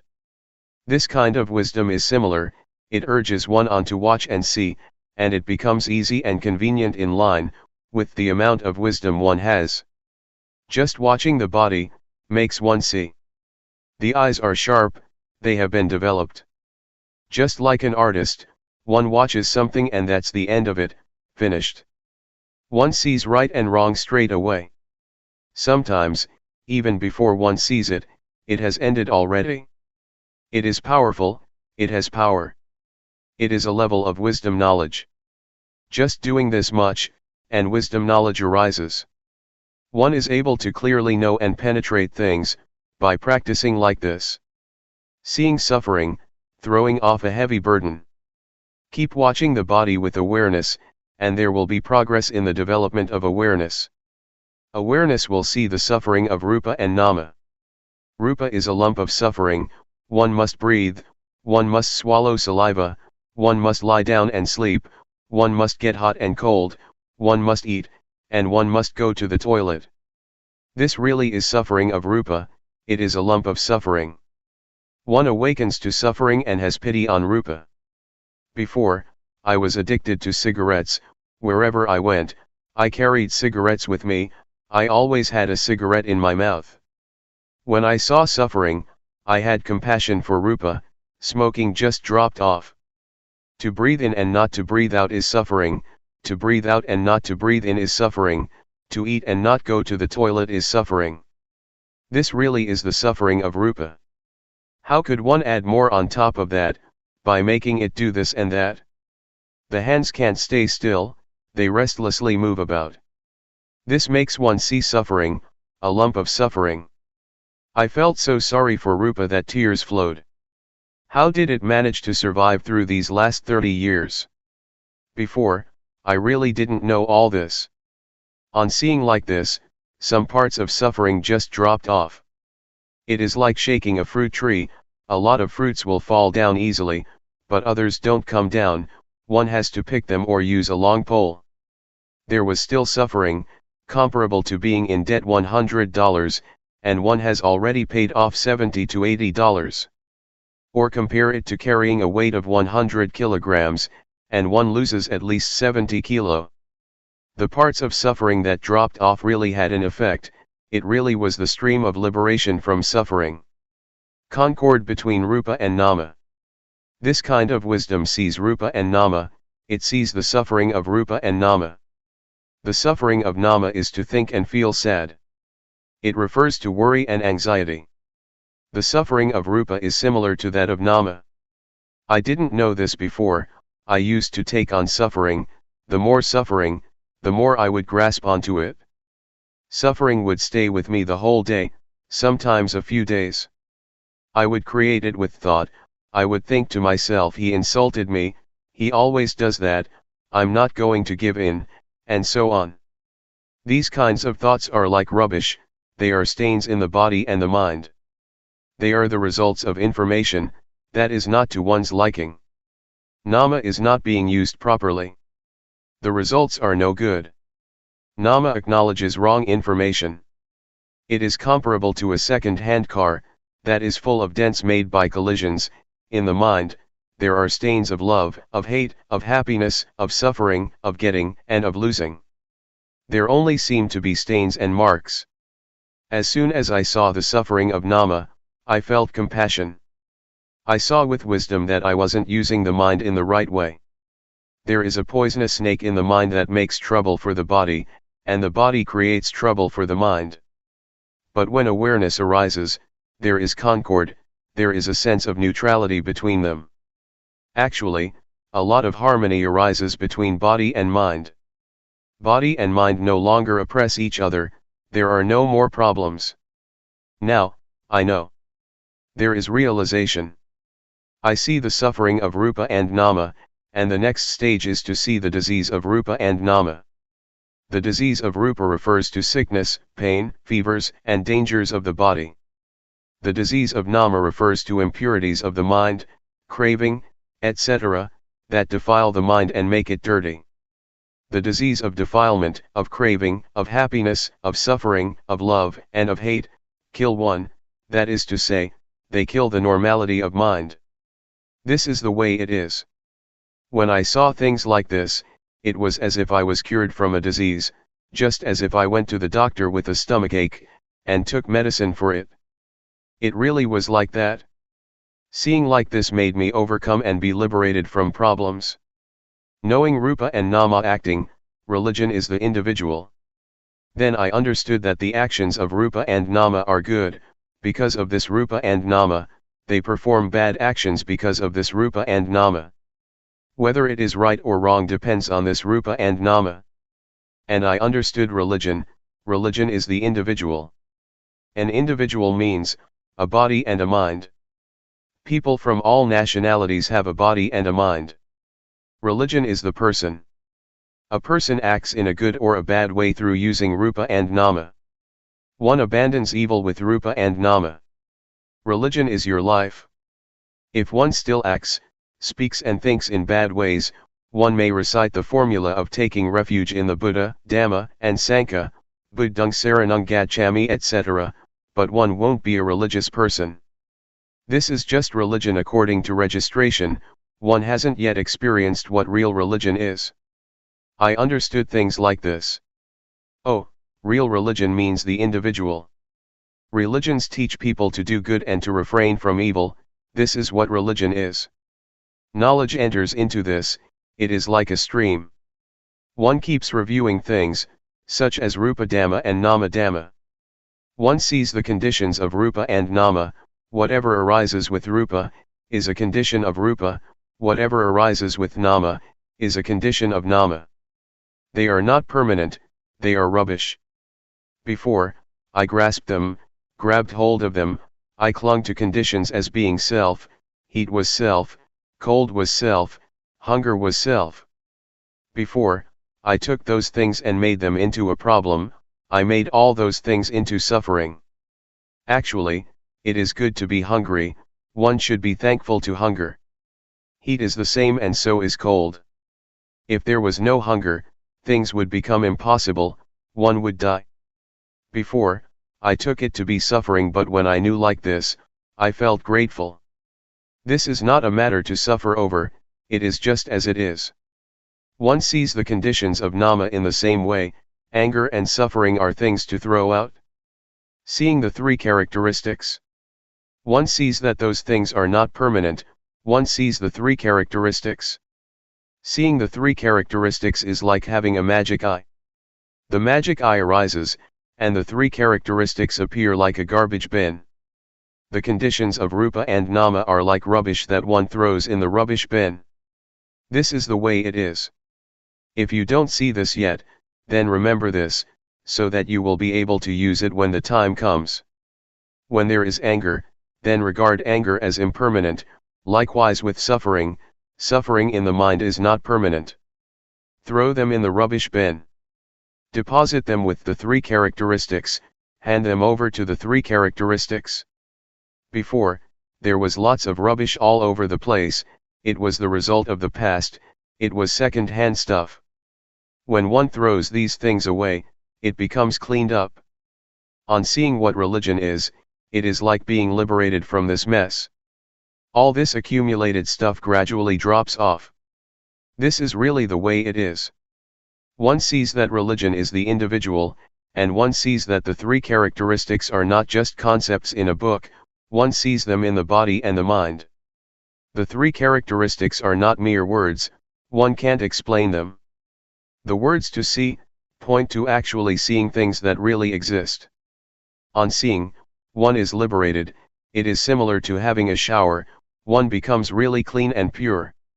How do you feel when you haven't had a shower yet? It feels sticky and messy, doesn't it? But when we've had a shower, dry ourselves and we put on new, clean clothes, we feel clean, light, and pure, we experience what it is like to be clean. This is what it's like. Convention, conventional norms. Let me entrust the Dhamma to my friends, really practice and purify yourself. Keep seeing, keep watching. I don't mean watching with the eyes. Keep practicing with the movements of the body. We do walking meditation and the rhythmic meditation. We keep knowing, we keep watching. We have to practice with the body and the mind in order to see religion. We continuously watch and we will see, things will reveal themselves. It is as if a door opens for us and we can see. One sees convention, conventional norms. There is both physical and mental convention. Material things, fields, wife, husband, and children and so on, are material objects, solid things. This kind of convention, we might call, true according to convention. Mental convention is thought that gives value to things, as good, not good, likable, not likable, etc. We assume things, to be like this or that, and we take convention too serious. The world is full of convention. We live in convention. Our whole life is convention. Fame and titles, material objects, possessions, houses, and whatever it may be, it is convention. We assume this and feel brave, we assume that and we are afraid, we even get angry because of convention. It is a big mess. There is so much of this convention. Objective matter, ultimate meaning, and changing conditions. There is what can be called objective matter, ultimate meaning, paramatha, and changing conditions. In and outside of oneself. Trees, mountains, the earth, the sky, and the weather, are examples of the external. We create them through convention. Originally, they are just nature, and then we go and assume them to be this and that. Internally, there are suppositions of flesh, skin, hair, and so on. The eye, ear, nose, tongue, body, mind, and their interactions with form, sound, smell, taste, etc., are a kind of objective matter.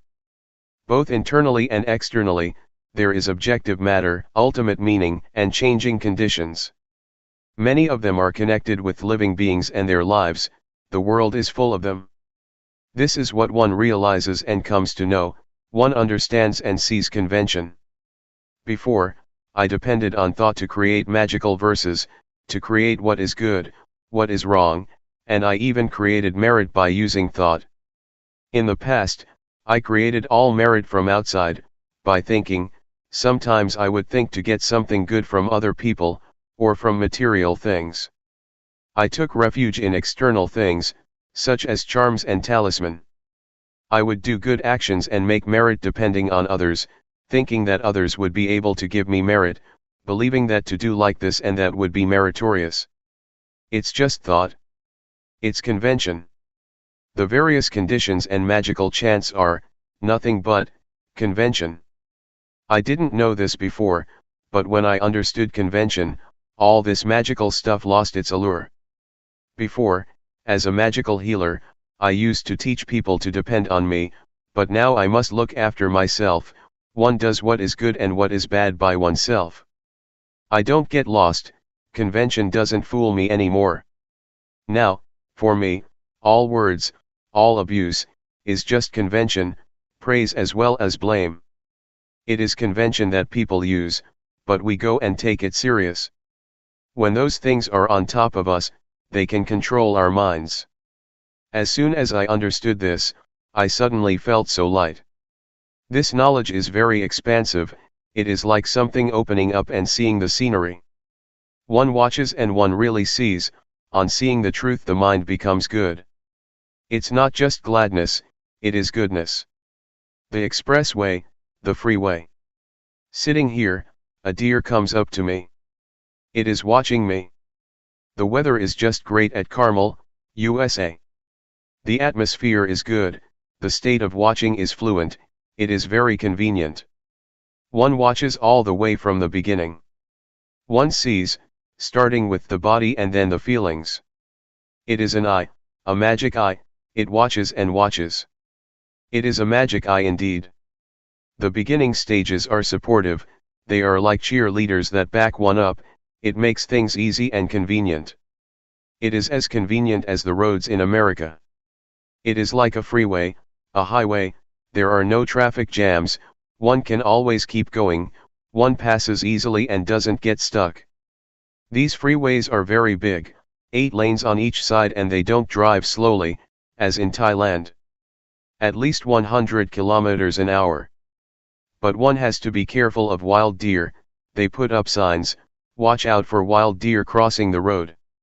One day, as I was sitting in a car going to Long Island, I saw nothing but forest for 3 hours, and I saw a car that had collided with a deer. They've made signs of a wild deer crossing the road, they don't have signs of cows and buffaloes, as in Thailand.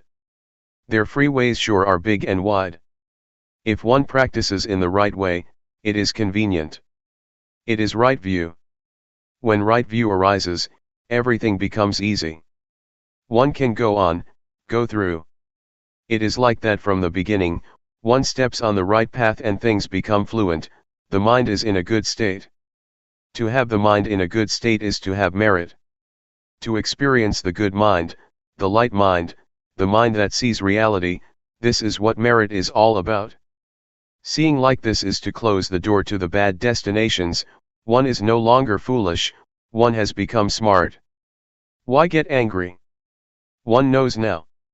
One doesn't get caught up in bad states of mind, one just watches. As awareness increases all the time, one becomes more and more skilled in it and fluent, even though it is the same old awareness. When we do something, often, it can become an art.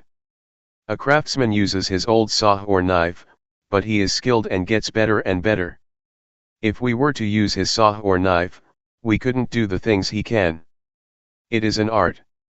Athletes are the same, they play for a long time and they become artists, they are fluent and they can be champions. A boxer, for example, when he trains for a long time, can win. Knowing the beginning stages is like a cheerleading team, it gives support to make progress and not to regress. Seeing thought, being a human being.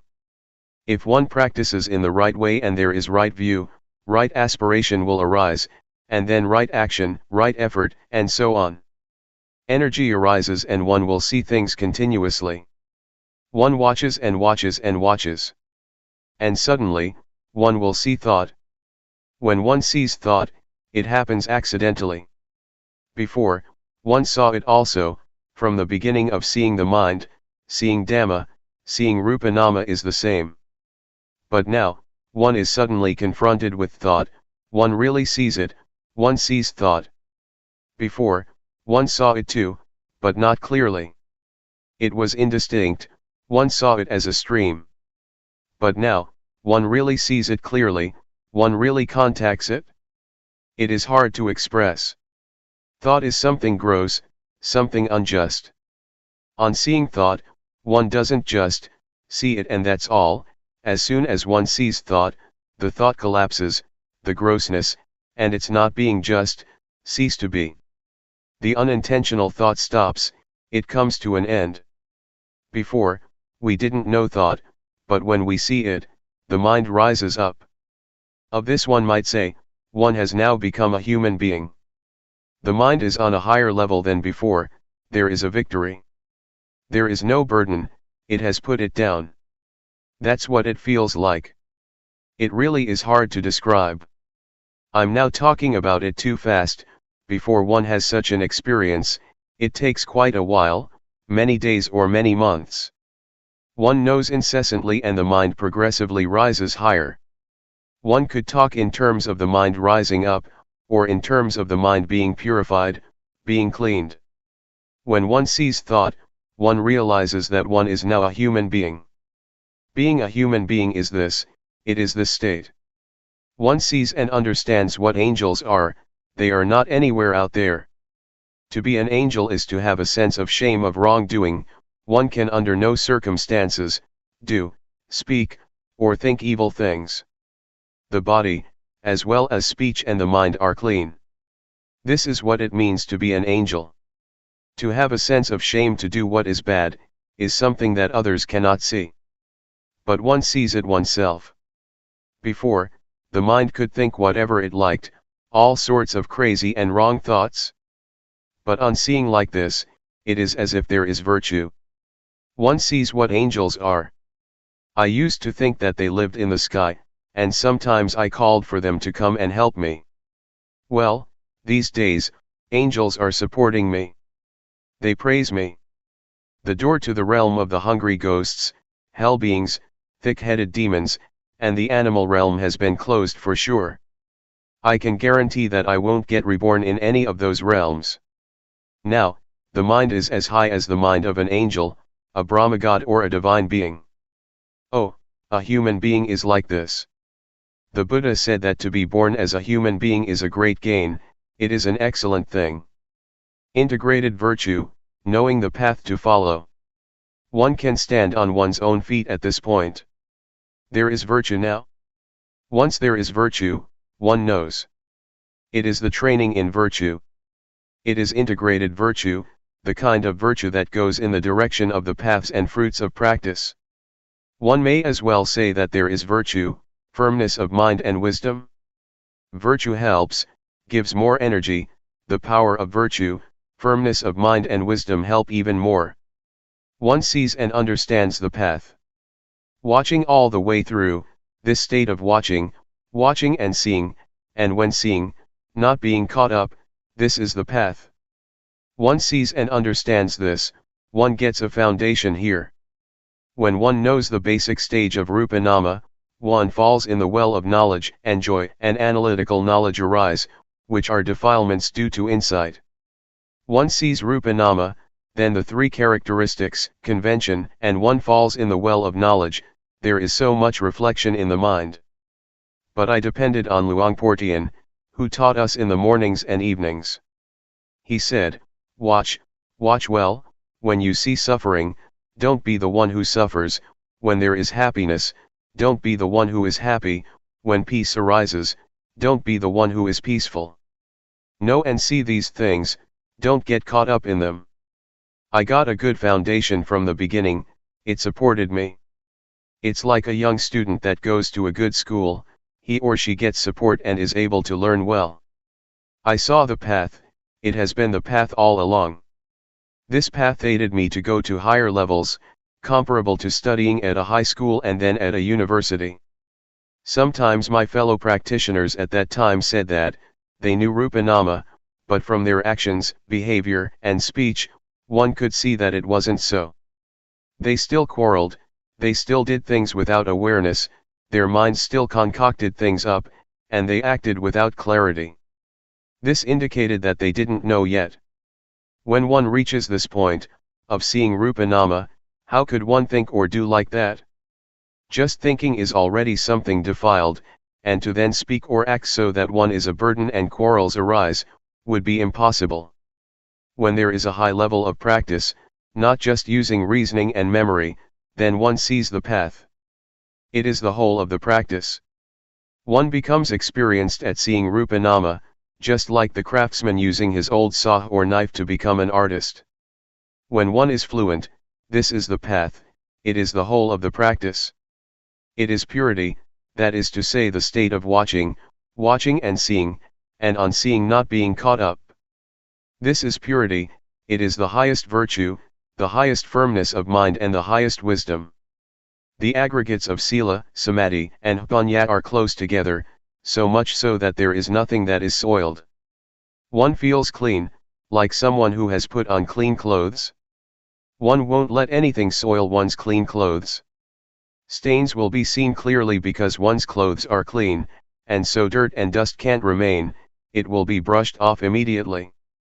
The diamond of the Dhamma, being a noble one. To look inward is a diamond, it really is a diamond. It is the diamond of the Dhamma. I rarely talk about this. Wherever I go, I talk about being the watcher, watching and seeing, and on seeing not to be. This is the direct way to destroy identification with conditions. This is the diamond that melts down or drills a hole in the fetters. How can the ego remain? Self-view is about the ego, and so is attachment to precepts and practices, the first two of the fetters. The state of watching and seeing, and having seen not being, is very swift. If you don't have any knowledge, then know this matter first and practice with it, it is a shortcut. The way I see it is that, this is putting one on the right track. Just catch on to this. Don't be foolish and get lost, see. And on seeing, don't go and get caught up with what you see. Just pass by, keep passing things. This is the freeway. This is the path. It is the most convenient for practicing, one doesn't waste time, doesn't get stuck or hooked. Don't sit with closed eyes, that's crazy. See what's there. Happiness and peace, for example, see it and pass on. Those fetters are unable to stay. The first three fetters just fall apart. And one really becomes a noble individual. This is the exalted mind, the good mind. At this point, one can know for sure, without a shadow of a doubt, that one is a noble one. Being a noble one happens at this point. The door of the good Dhamma is right here. The state of watching, seeing, and not being is the door to the truth. The noble Sankhya arises at this point. This is not being a noble one through convention, it is more than just reciting the words of the ordination procedure, that is convention. Being a monk is real in the conventional sense, but being a noble one arises at this point. The point of destroying the fetters and the ego. This realization is for the extinguishing of suffering, or the taming of defilement, it brings about coolness, one doesn't cause any trouble or danger, neither for oneself nor for others. Impurities are melted down and digested. There is no more me and mine. This is due to the power of the knowledge from the beginning stages upwards, seeing the three characteristics, convention and suffering. That knowledge is a powerful support to make progress in a dignified and bold manner. Whether it is the 3, 5, or 10 fetters, they all fall apart. There is an enormous energy that causes one to penetrate through. It is the aggregate of sila, samadhi, and jnana, it is supreme virtue, supreme firmness of mind and supreme wisdom. It is complete purity, the body doesn't do anything bad, speech doesn't say anything bad, and the mind doesn't think anything bad. It is purity, it is the whole of the Buddhist way of life. Knowing jhana and jnana. The cankers of sensuality, being and not knowing, which are part of one's character, drop off, as well as defilements such as foolishness, anger, desire, delusion, and belief in all sorts of rites and rituals. They drop off by themselves, one doesn't do anything with them. It is comparable to shaking a tree that has fruits in it, the fruits come down by themselves. But some fruits, one has to pick oneself or get them down with a long pole. This state is like the simile that Luangpor Teean gave of the leech. A leech is sucking our blood, If we pull it off, it will come off, but with difficulty. One side of it comes loose but the other side is stuck. But there is a method for this. When we mix some kerosene with tobacco and squeeze it onto the leech, it will drop off by itself. In the same way, there is a method to let defilements such as the latent tendencies, the three cankers or whatever name they may have, drop off. It is not difficult. It happens in a finger snap. Just like a leech. It's like some custard apples that shrivel up and become black, up in the tree. In the same way, one knows and sees sensual desire, desire for forms and desire for what is formless. One understands the jhana, the first, second, third, fourth, and fifth. Each jhana has a certain number of factors, 4, 3, or 2. This is the level of refinement, the level of purity, of not being stuck. Until one is not stuck or attached at all, it is zero. Zero means that there is no value. Let me tell you, it is life where I doesn't have value, nothing is left of it, of the sense of self. Zero. The unlocking, the 5 aggregates stop working. The development of awareness reaches the state of watching. Jnana or wisdom knowledge is fixed and burns things up, nothing can stand in its way. Purity reaches its perfection. It is natural, it is the law of nature. I don't know how it happened, but the lock gets unlocked. It is as if something falls off, as if something snaps. One could say that the 5 aggregates, namely, form, feeling, perception, volition, and consciousness drop off. Before, they worked together, it was their job to do so, but now, they stopped working. They've come to a halt and they have returned to nature. Everything has gone back to nature. It's all finished, it has stopped. There is nothing left. It feels as if there is nothing left to do. The goal of life has been reached. There is vision of the unborn, the non-aging, non-sickness, and the deathless. The Buddha, the Dhamma, the paths and fruits of practice, Nibbana, and the noble Sangha really exist. This reflects back to my father and mother who painstakingly raised their children. It is natural for parents to do that. They do so in order to let life reach its final destination. Well, it has been worthwhile. This happened at the time of having the midday meal. Usually I didn't have a midday meal, because Luangpor Teean said that he wanted us to practice continuously, and effectively in developing awareness. And so I asked my friends for the opportunity to not get involved in the various activities. In case I would not show up for the meal for over 7 days, then to come and check on me. But if I would fast for 2, 3 days, then there was no need to come and ask what was going on. If I wanted to eat I would come, and if I didn't want to eat I wouldn't come. That's what I said. That day, I came for the meal. I had the meal together with Luangpor Teean. As I was eating, I watched myself. There were just processes. A hand with 5 fingers taking a lump of rice and putting it into the mouth was just a process. Talking, eating, sleeping, they are all just processes.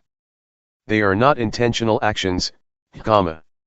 It was really utterly finished.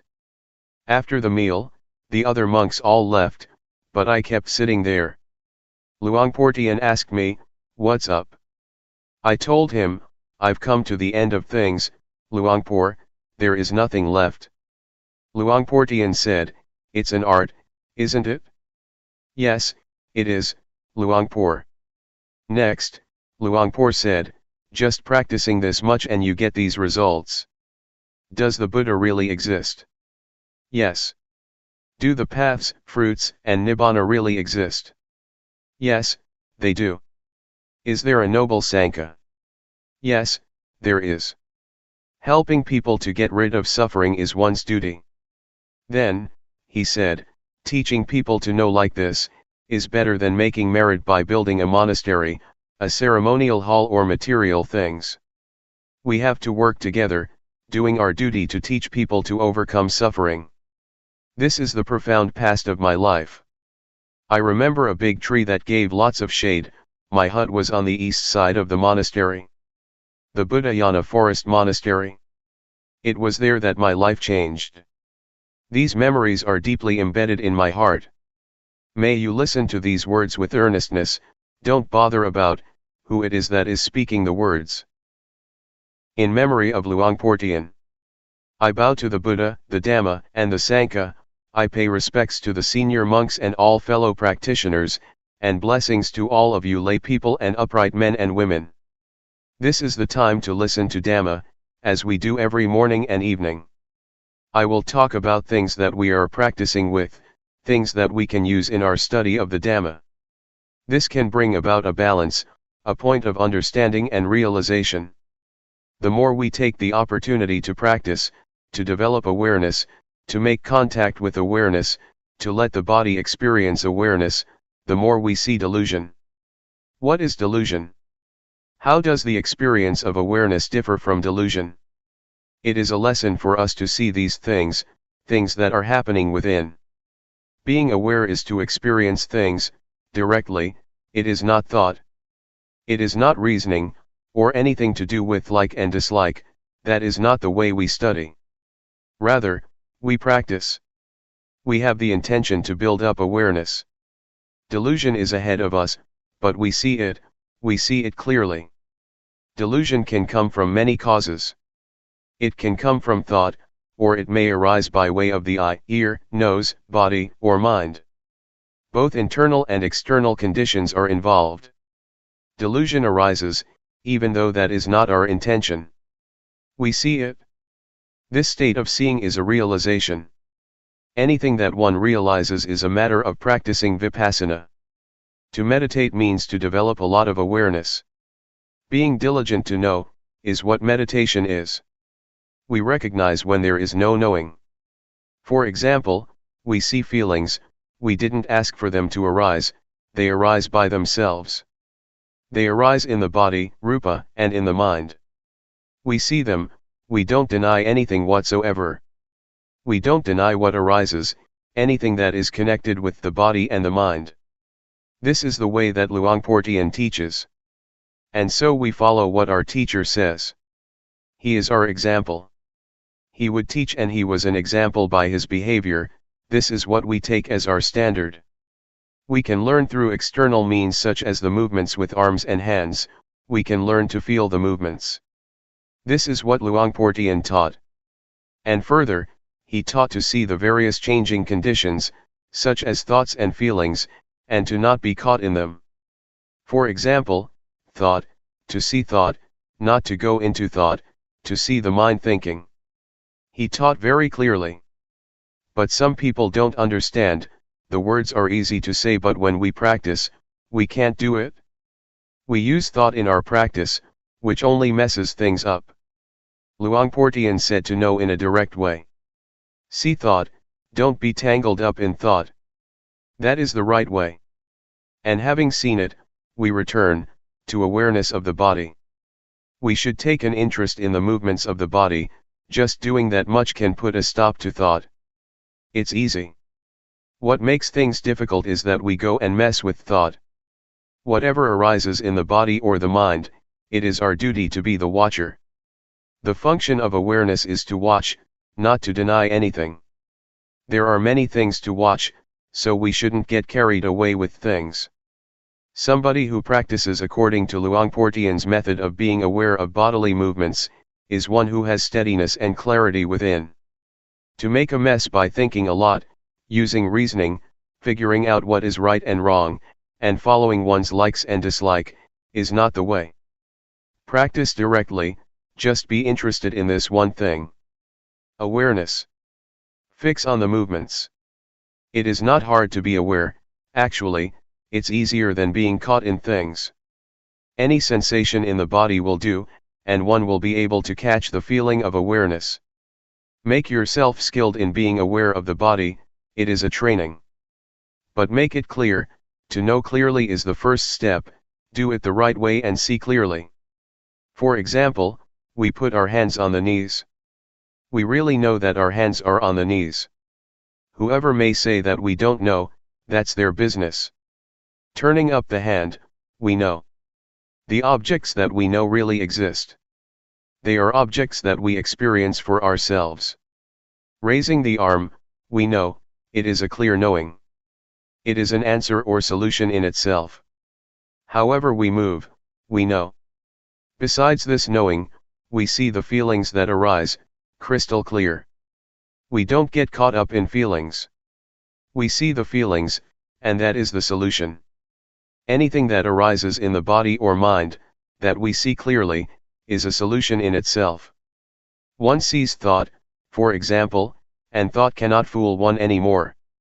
One sees feeling, and feeling can no longer fool one.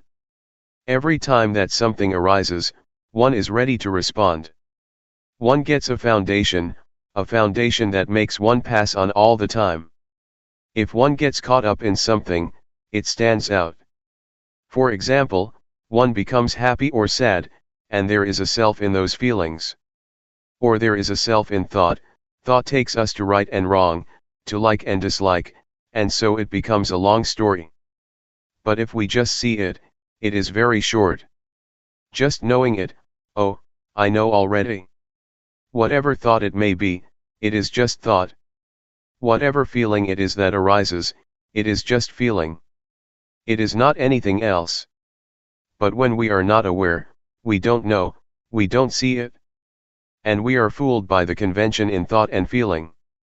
If we catch on to the main principle, the development of awareness through using movements, is extremely convenient. The various postures are a big aid. There are many ways to escape. There are so many occasions to find a path. But if we go and think about practice, getting involved in what we like and dislike, then it becomes a long story. For some people, just ordinary thinking is already a problem, and everything gets messed up. But if one knows, there is no problem. We just simply see that the mind thinks. This is thought.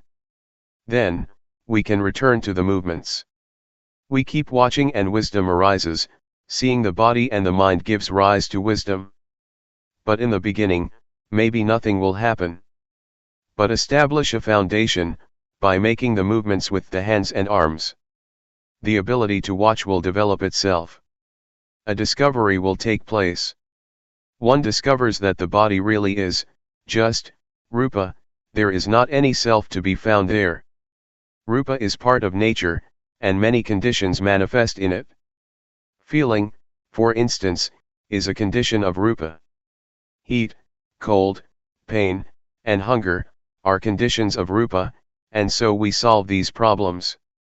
Once we have a foundation and we see that they are conditions of rupa, we become skilled. Nothing is concealed for us any longer.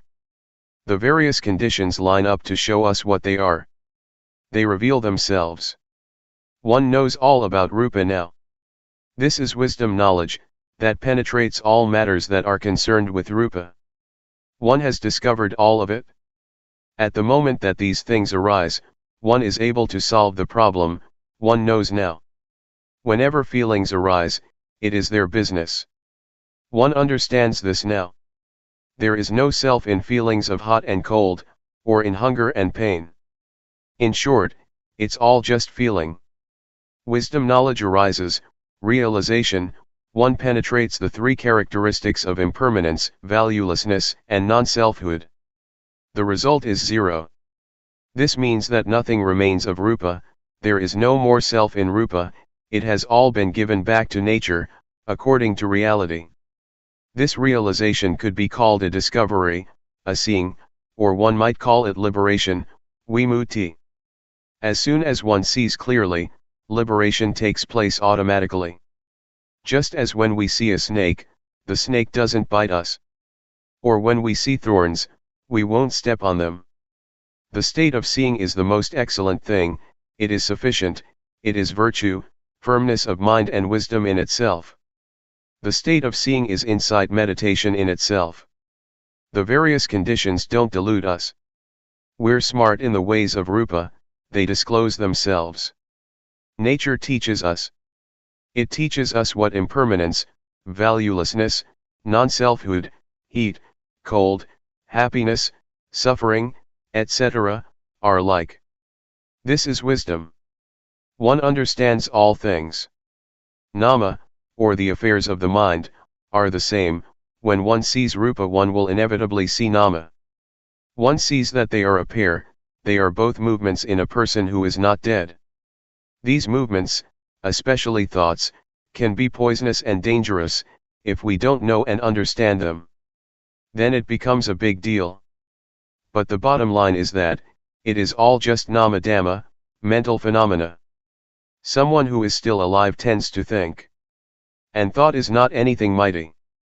But in particular, unintentional thoughts make up a long story if we are not aware. It is the birthplace of many, many things. Defilements, craving, lust, anger, desire, delusion, love, hate, and so on. All these things are rooted in thought. There are two kinds of thought, stealthy thought and intentional thought. Intentional thoughts, naturally, come to an end. Nobody wants to intentionally think. But the sneaky thoughts are like rubbish. They are sankhara, conditions, formations, they are the cause of suffering, samudaya. These thoughts arise by themselves, without us having intention. Mental conditions work very diligently. The Buddha compared them with a potter. Things that arise from sneak thoughts, are like the shapes and forms that a potter produces. Whatever pots and things the potter makes, big or small, beautiful or ugly, they all have to break, eventually. Whatever arises from thought is not permanent, and is not self. We are the ones who lose ourselves in them. For example, a thought arises and we get angry. Anger is impermanent. It is a condition, it is a cause for suffering to arise. Whatever is a condition is impermanent. One can foretell it, that the condition will pass away. Face conditions with this fact. In this way, they won't establish themselves. It means that we know in time. It is like watching a conjurer. If we have sharp eyes and know what's going on, we don't believe his tricks and it is not fun. The more he performs, the clearer we see what he's doing. We see the deception. What is happening in our minds is just the same, we see what happens clearly.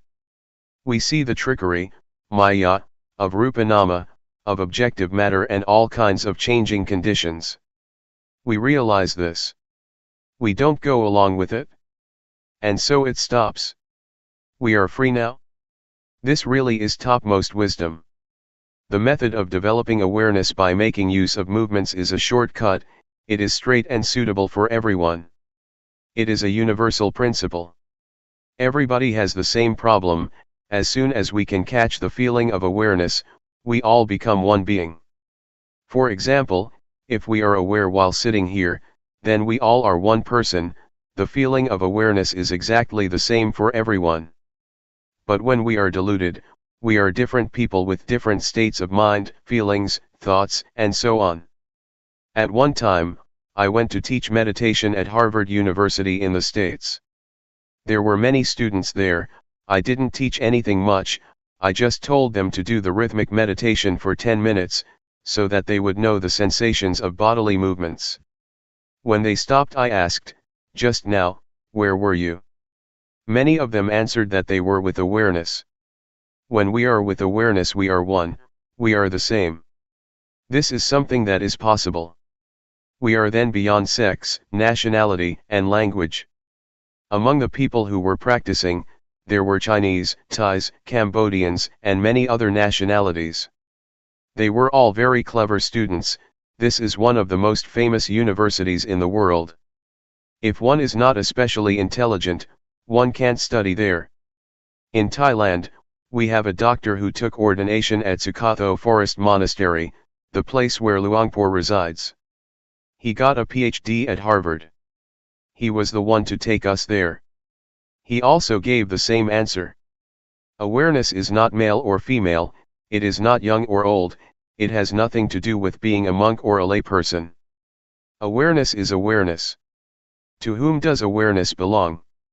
It belongs to one who knows. Whoever knows immediately has awareness. And what's it like to be aware? Well, there is no delusion. Delusion diminishes in proportion to the amount of awareness one has. One can solve and avoid delusion and problems. There are immediate results. When one is aware, one doesn't have to wait for results. Whenever we are aware, we get the results straight away. No need to wait for an hour or tomorrow. It is Hapajit Thung, to be experienced individually, right there. We turn the hand up and we know, we raise the arm and we know. It is not like planting rice, pepper, or whatever, that takes a year or half a year. But with developing awareness one gets results immediately. Whoever is very diligent will get lots of results. But some people seem to be diligent in getting deluded. This tends to happen because when we start focusing on awareness, thoughts are pushed to the surface. This deludes us in all sorts of ways. So try to make awareness crystal clear. Don't let it be 50% awareness and 50% delusion. In developing awareness one needs to stay with things and to make things clear. No matter what it is that we're training in, be in time and make it clear. Whether it is science, art, handicraft, or meditation, if we keep up with it and follow it through, we will understand. Sometimes one can even know beforehand. Knowledge about meditation is the same as other kinds of knowledge, try to make it very clear. One half of awareness and one half of delusion is no good. Some people are caught up in a lot of things while doing the rhythmic meditation. Some people even chat and joke with others while practicing meditation. They just perfunctorily make the movements. There is no intention and no attention. This is not meditation, and there won't be results. We have to add intention to the movements. We have to be attentive in order to know, this is called making effort. When delusion arises, we pay attention, so that the knowing arises. This is putting forth effort. Effort means to have the attention, to always be aware. The attention that makes one know all the time could be called samadhi, firmness of mind. When there is delusion and one makes effort to know, one changes delusion into knowing, this is called wisdom. Sila, samadhi, and jnana, all come together at this point. If we start off in the right way, we'll do just fine and it won't take long. But if we don't start off in the right way, we'll be confused and unclear. Even sleepiness is a big problem for some people, or restlessness. One girl said to me, "Oh, today, it was a real hassle, I had so many thoughts." If we practice in the right way, it's not like that, we can solve it in a finger snap. It is not difficult at all to deal with thought, it's easy. Some people concoct up all sorts of things. In 1968, there was an old monk doing the rhythmic meditation, at the monastery in Bohome village, Luangpor Teean's home village. There were just the two of us there. Myself, I was walking up and down above him. Every now and then, the sound of shoe slapping someone's head could be heard. I looked down and saw what was going on. I asked him, "What are you doing?" "The mind keeps thinking, I don't know why it's thinking all the time," he said. One's own thoughts are a big problem. To the extent that one beats one's head with one's slippers. For some people, it is as if there is someone in one's head, thinking. Conditions are being concocted into states of mind and feelings of self. There is no end to it. But if we see thought, whack, we can smile inwardly. We see delusion. This is the best lesson there is. This is quite a profound experience, and one kind of feels proud of oneself. Whatever it may be that arises, that is not awareness, all of that is a lesson to us. There is nothing that is wrong. Even sleepiness is the same. Some people won't do anything about it, they immerse in drowsiness and nod in all directions. When they close their eyes, they'll just fall asleep. They are stuck in that state forever. But when we take a good look at sleepiness, there is nothing difficult about it. It really can be solved and overcome. Then there is no more problem. But if we don't know how, and we are unclear, if awareness is not firmly established, it turns into a big thing, sleepiness. It makes one feel exhausted and there just isn't any energy. Sometimes in addition tension and headaches arise. We should try to wake ourselves up. If there is not a sense of being awake, then use different postures and look around you, look at the trees, take a deep breath and make awareness clear. Then, it is not a big thing. It is refreshing to see sleepiness. When one is caught up in sleepiness, one is lazy. It's the lazy mind that can only think of sleep. Laziness shrouds the mind. It's the stubborn mind, just like a kid that is stubborn. Whatever you tell it to do, it won't do it, it's just stubborn. If we understand this, we are clever and nothing can fool us. Thoughts can't fool us. In this way things become easier. In our entire life, there are only just two things, knowing and delusion. Just these two things. This is the conclusion, knowing and delusion. The cause for sleepiness, defilement, greed, hatred, craving, lust, worry, happiness, suffering, etc., is delusion. Delusion is the cause. There is no method to practice with delusion. Don't even try it. But the way to deal with delusion is by building up awareness. Only sati is able to clear up delusion. Delusion is the biggest of the defilements. If compared to the index finger, the middle finger, and the ring finger, delusion is the middle one. If there is delusion, anger, desire, love, and hate can arise too. Therefore delusion is the mightiest. When delusion is present, one is ready to be angry, ready to desire, etc. One inclines in the direction of the various impurities. The only method to do something about delusion is to be aware. It is very easy. It is the path. One sees and discovers the path. The method of developing awareness by making use of movements is applicable to everyone, regardless of sex, age, nationality, and language. It is a universal principle. Whoever tries it out won't be able to deny it. Nobody can deny it because it is a true principle. We have Luangpor Teean as our example, as our model. His life was exclusively devoted to the development and practice of awareness. I'd tried out several methods when I found out about this one. I was very satisfied with it. It was good enough for my life. One time some Westerners that were teaching their religion came to the place where I was teaching in the USA, together with their students. They were standing outside the room I was in, about 8 people. They asked to interview me, through the translator. I said, all right. They came in together with their disciples. They stood there and asked me, what is it that you know? You come here to teach, so what do you have to teach? I first told them to sit down. Then, I told them, I know myself. What does somebody who knows himself know? They wanted to know. So I told them to put their hands on their knees.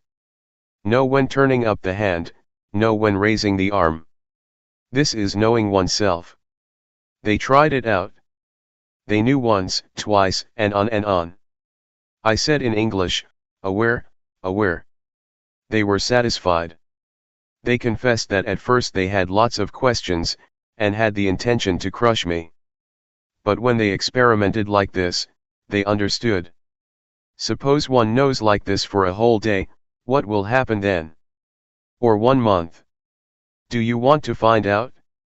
This is what I know, other things I don't know about.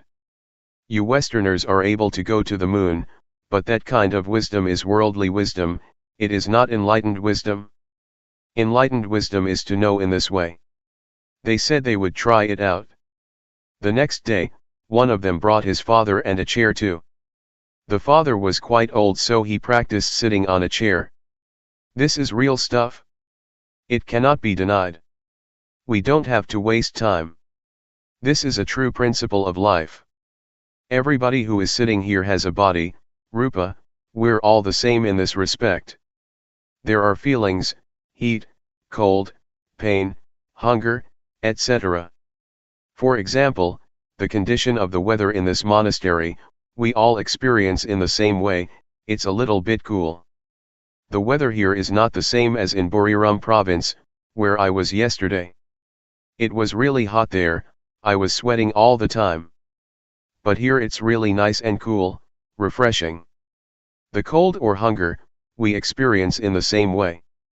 Pain, also, is the same for us all. But are we keen-eyed enough to let wisdom arise? All wisdom arises from things connected with rupa and nama. Wisdom is to thoroughly understand conditions, sankhara, the conditions of rupa and nama. It is not a matter of knowing external things. That is not the wisdom of the Buddha. The wisdom of the Buddha is to know like this. The wisdom of the Buddha knows about liberation and how to not suffer. No need to mention things like ceremonies and rituals. What is important is to have this kind of knowledge. This is what Luangpor Teean teaches us. Regardless of what kind of person you may be, it is the same for everyone. Awareness is not male or female, and it doesn't matter whether you are a monk or a layperson. It is the same quality of knowing. It is not as if awareness of a monk is one thing, and awareness of a layperson is another. This is the principle of being one, of all life. There are no exceptions. It is not a sect, it doesn't belong to a certain nationality, nor is it connected with any language. It is one and the same for everyone. Nobody can deny that. One shouldn't differentiate between Christianity, Islam, and Buddhism. Or divide people into this and that sect. That's not right. When anybody has this quality of knowing, one immediately experiences the universality of awareness. But when there is delusion, many conditions can arise.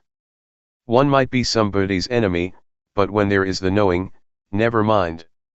The Buddha compared awareness to living with one's parents at home. Whoever is aware, is on one's father's property. One's home is a safe, comfortable, and warm place. When one is deluded, it is as if one is homeless, desolate, and destitute. But the one who knows feels warm, there is nothing arising for him or her, there is no fear, no happiness, no suffering. Life is zero, life is void. There isn't anything. In the end, one takes not having anything as one's refuge. Not having and not being anything. Taking nothing as one's shelter. There is nobody who is happy, there is nobody who suffers, there is just the seeing of these things as conditions. There is just discovering the affairs of the body and mind. But one doesn't identify with those things. One just sees and sees. Speaking in terms of being, one could say that one is the watcher. There are things to be watched all the time. That is to say, for someone who is not dead yet. Inside of us, things appear continuously. And outside of us, also. So we don't have to waste time. We are very fortunate, we have come together in order to practice. This is a good model, we get a good example from our friends here, and we get to hear Dhamma talks, which are a good lesson. Practicing here, we get experience. We listen and we practice. This is just perfect. Don't think that I'm special, I don't have any knowledge, I just know myself. I don't know about other people. But I succeed in escaping from suffering. My birth as a human being has not been wasted. No matter how long life may last for, there won't be any problem. I stay right here, watching. Being the one who sees and watches continuously. What arises is seen all the time. I have talked about things that can be verified, it is not talk about things up in the sky. These things can be proven to be true, they can be experienced by all of you. This is the truth, this is reality. This is really studying life. Liberation is to be found right here. The method of practice is like this. We are all able to practice, without exception. I have the opportunity to meet with you, and be your spiritual friend. I don't keep still, I go from here to there. I just went to talk to students who are addicted to drugs in Buriram province. The Ministry of Education checked and found out about this drugs problem, and tries to take care of it, relying on the monastic community. So I went over to help out. It is a good thing, they are determined to practice. This practice is real. Don't go and doubt about it. This is a genuine life principle. The foundation of religion, of the overcoming of suffering, of liberation, is right here. It is to be found in every rupa and nama, i.e. in every one of us. Everybody has determination and purity of mind, the mind inclines to the right direction. May that determination and purity be the power for you, to meet the truth, Satjadhamma, that is to say the state beyond birth, aging, sickness, and death. May you all discover that in this lifetime. Dhammaroot. Throughout the time that we spend together here, may you determine to train yourself, depending on the postures of walking meditation, and rhythmic meditation while sitting.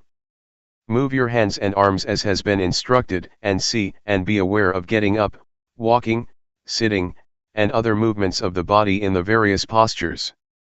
Fix on awareness, build up awareness and stay with awareness a lot. Be aware when your mind thinks of this and that and goes to other objects, because it will abandon the watching and seeing of the present, existing posture. Know how to put down thoughts and moods, pull yourself away, and come back to watch and see the movements of the body. Train yourself to be skilled at this point. Establish awareness properly. Take this way of practicing to be your work, depending on this body as the base. See rupa moving and see nama moving. These actions, of body and mind, are kamma, intentional. Train to see the basics of life. The first aspect of life that we will really see is rupa and nama. See it like this. Know which part is rupa and which part is nama. Rupa is this body of ours, that moves to and fro in the various postures, such as walking and sitting. Nama is feeling and thought, that which orders the body to move this way and that, it orders one to love, to be angry, to be delighted and to be sad. It orders one to go here and there. All of that is the state of nama. All of it is a movement of the mind. This is called nama acting. In reality, to get to see rupa nama and to be able to differentiate between them, takes rather a long time. This is because our minds are used to thinking, they are used to being carried away by moods. Whatever object arises, completely takes one in, a thought of anger arises and one becomes angry, whatever one indulges in, one gets overwhelmed by. But as soon as we fix on being within limits and establish awareness, those moods that used to be so powerful, now express a reaction. Some people do walking meditation for a little while and get sleepy. Some people practice the rhythmic meditation and become restless, their minds go all over the place. They struggle hard and feel uncomfortable, burdened, they have headaches and tight feelings in the chest. There are these troublesome things that come up all the time, they are obstacles. Understand this to be ordinary. Don't be annoyed, uncomfortable and burdened by those various manifestations. Establish awareness, hold on to awareness well. Whatever states or conditions arise during the practice of meditation, recognize them, see them. Have crystal clear awareness. Recollect what your main duty is. It is to cultivate awareness, and to see the body as it is moving in its present posture. This is the foundation. As for thought or any moods that come to interfere, regard that as ordinary, take that to be objects that change according to the habits of the mind, that hasn't yet been trained. All right, when it arises, but our main duty is to establish sati. Be aware, arouse awareness in order to see the body, always see the states, conditions, and whereabouts of the body, as it is moving about as clearly as possible. Know how to put down thoughts and moods that are, continuously, changing, don't let them be obstacles.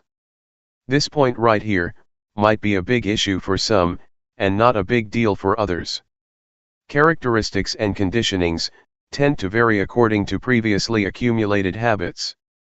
Sometimes the thoughts and moods that interfere are quite powerful. They might make one's mind think in line with them, until one is fooled and forgets oneself. The mind wanders away, it gets really fascinated with those things. Never mind. When we realize it, and are newly aware, be careful. Come back to fix on awareness and keep on practicing. The state of the mind wandering off and lacking awareness, the mind feeling uncomfortable and burdened, arises a lot when we first set out to train ourselves to develop awareness. It is the same for everyone. Because, originally, we are used to thinking all sorts of things according to our own untrained minds. Therefore, it is going against the stream of our old habits to try and establish and arouse awareness. So, it is ordinary that there are various obstacles. In the beginning, we must depend on devotion, and put forth a lot of effort to train and establish awareness, so that one gains awareness. Be determined to make effort with walking meditation and sitting, doing the rhythmic meditation. Make movements with the body and train a lot to be aware. Never mind if the mind loses awareness, and thinks of this and that 100 or 1000 times. Regard yourself as somebody who is still new at the training. Inspire yourself. Try and do the best you can. Keep establishing awareness consistently. When you lose it, you start again, you lose it again and you start once more. The state of delusion and forgetting often, and then being able to re-establish awareness, makes one begin to be able to differentiate, and one gets to know what one's heart and one's real character are like. One begins to understand how to adjust one's own mind to be aware. One knows how to put down changing thoughts and moods. These experiences teach one to re-establish sati faster and clearer. Awareness becomes more and more prominent, as long as one tries and puts forth effort. We now begin to really discern our states of mind, the states that are conditioned by thoughts and moods, and the state that is governed by awareness. We have more ability to know our own moods in time. And there is more awareness as well as awakeness. The conditions, of feeling uncomfortable and oppressed, of doubt and confusion, of restlessness and giddiness, and of feeling fed up, that used to be there, gradually begin to fade out, with each moment that our sati sampajanya begins to awaken more and more. Until finally, when we really have aroused awareness, and a sense of being awake firmly, we see the existing rupa and nama clearly. That's it. We now get to know about life. We get to know suffering, dukkha, the suffering of rupa and nama. We will understand that rupa or the body is a lump of suffering. It consists of parts that are always moving and changing. One really sees the unfolding of the various states, conditionings, and processes of the body clearly. Breathing is suffering, it is a conditioning, it is dukkha, it is an ordinary state that happens by itself. Swallowing saliva, blinking the eyes, opening the mouth, eating, lying down, taking a shower, putting on clothes and so on, is all dukkha. They are ordinary conditionings of the body, that happen by themselves. Most people have never seen the states of the body, and the course that it takes, according to reality, like this. And then, through ignorance, we create another kind of suffering to mess up our lives, namely nama dukkha. Nama that we have not trained yet, nama that thinks according to what one likes, wants, and desires, nama that is still full of attachment, concocting up thoughts and views based on a self. This is another kind of suffering that we don't know about yet. This is a kind of suffering that is something unfortunate in our lives, that we have never studied or tried to understand. This nama has never been trained, has never treated rupa, nor one's own life fairly. But as soon as we see, train, and refine ourselves, and we know how to arouse and establish awareness, waking ourselves up, the very quality of sati acts as the judge. It is the most honest court. The kind of suffering that doesn't arise from dukkha, from the natural state of the body, awareness discerns it. Awareness brings it to a halt. Nobody can stop dukkha, the ways of the body and of life. Those states just happen, we have to be aware of those conditions, to acknowledge, deal with them and look after them, so that there is a state of normality and happiness for as far as conditions allow. But the suffering that is due to thought, that is due to nama, that is due to all kinds of wants and desires, is a state that is something untoward, it arises because of our thinking and our beliefs. This is what awareness sees. It stops and pacifies that kind of thinking. Awareness knows how to put down and pull oneself away from thoughts, in those circumstances. Awareness really acts as the judge because when one is aware and awakened, it really treats rupa and nama, and one's mind, fairly. One's life begins to be different from how it used to be. Before, one used to be a slave of moods and desires, and one used to fall in the trap of thought all the time. Thoughts, speech, and all actions used to be dictated by moods, by one's own character, every moment, every time. But now the time has come to wake up and establish awareness. Our body then has more freedom, one doesn't have to be under the power of desire anymore. Like if one was addicted to cigarettes and betel nut, and used to roam around and booze. One has been a slave all the time of desires, to have and be on the sensual plane. As soon as one is awakened through sati, one abandons that sort of behavior at once. Awareness knows how to differentiate and it knows how to properly reflect, it really sees things. Oh, this clearly is suffering. How could I indulge in those things and be such a fool? The things that one used to wallow in and be intoxicated with, really drop off our minds. There is no more desire for cigarettes, betel nuts, and booze. One completely does away with those things. For example, myself, I used to be someone who believed in superstition and I trained myself, until I was an occult healer. I used to calculate auspicious occasions. I had all sorts of amulets and whatnot, a complete mess. Before I could go to sleep I had to recite all kinds of verses and chants. My room was full with sacred and holy objects. Flowers, incense, blessed water and so on. I used to chant incantations for at least an hour. Whenever I traveled somewhere I had to figure out the omens. What time to set out, in what direction etc. Going to the forest, I first protected myself from fierce animals with spells. There was really a lot of stuff. And then I met Luangpor Teean. I trained to develop awareness with him at the Budayana Forest, Loi Province, in 1966. For a full month I trained and strove, before I was able to establish awareness and arouse a state of being awake. The various things that I used to think about, believed in, and practiced by way of different ceremonies dropped off. They really dropped off me. Sati was crystal clear and I realized, oh, it really is because of thought, and my own firm belief that I indulged in those kind of views for many years. I was really going over the top at that time.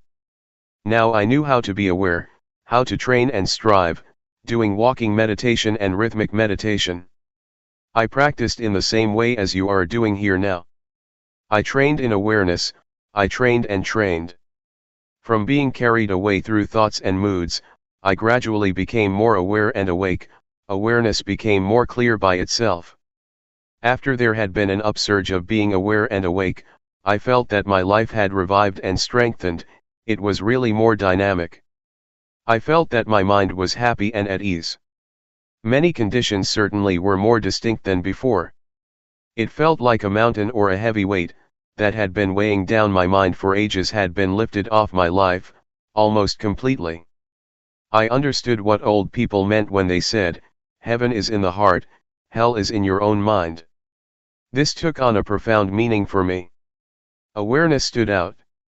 It felt as if being aware and awake happened by itself. I didn't have to support it as much as when I first started out. Whatever I thought, said, did, the movements of the body, doing walking meditation, I really did all of it with awareness. I saw states, processes, and the proceedings of the things I thought and did, in a refined way. Regarding the thoughts and beliefs that I used to cling to, moods of love, like, anger and delusion, in fact, they didn't disappear from the mind in one go. It just felt that they had diminished a lot. They were not powerful, they were no longer the boss like before, when I couldn't establish awareness yet. Desire and ambition were still there, latent. They still showed their faces, once in a long time. Sometimes I would still think about this and that, without awareness. Even though I could establish awareness, and was well aware and awake, I still felt that I didn't have complete freedom from love, like, anger and delusion. Luangpor Teean warned to be careful of those things, to be careful of thought, and to be careful of the defilements of a practitioner of insight meditation, namely, being stuck on refined states of mind, such as too much joy, too much delight, too much peace and coolness, stuck on images that would appear, stuck on knowledge of this and that. All these things one should be careful of and not heedless, forgetting oneself and being fooled by them. And so I had to put forth more effort, but I felt that it wasn't as difficult and burdensome as in the beginning. This latter part of the practice could be called working with the mind.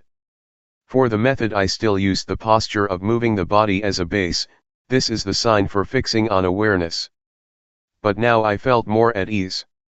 I would do the walking meditation in a leisurely fashion, and I would move the hands and arms in a relaxed and agile way. I was aware and saw the existing states and conditions of the body. The movements were very clear. There was no laziness or feelings of wanting to quit. There was no boredom, no uncomfortable feelings or dissatisfaction. And there was no confusion as before, at the beginning. But there were some occasions that my mind thought about things. It would reflect and analyze certain matters. These states would arise on their own. This would complicate things. Some of the things that I would think about I felt were important. For example, I would explain the Dhamma, in my mind, to someone I cared for, such as my friends or my family. Sometimes I would investigate and try to find an answer to a Dhamma question. I felt that each matter that I reflected on was important. And so, at times I would forget and just get caught up in thinking. The various thoughts that would appear at times were old habits. They were cankers flowing outward, asava, they were manifestations of views and opinions, they were thoughts and beliefs in various forms of myself. They would spring up sometimes.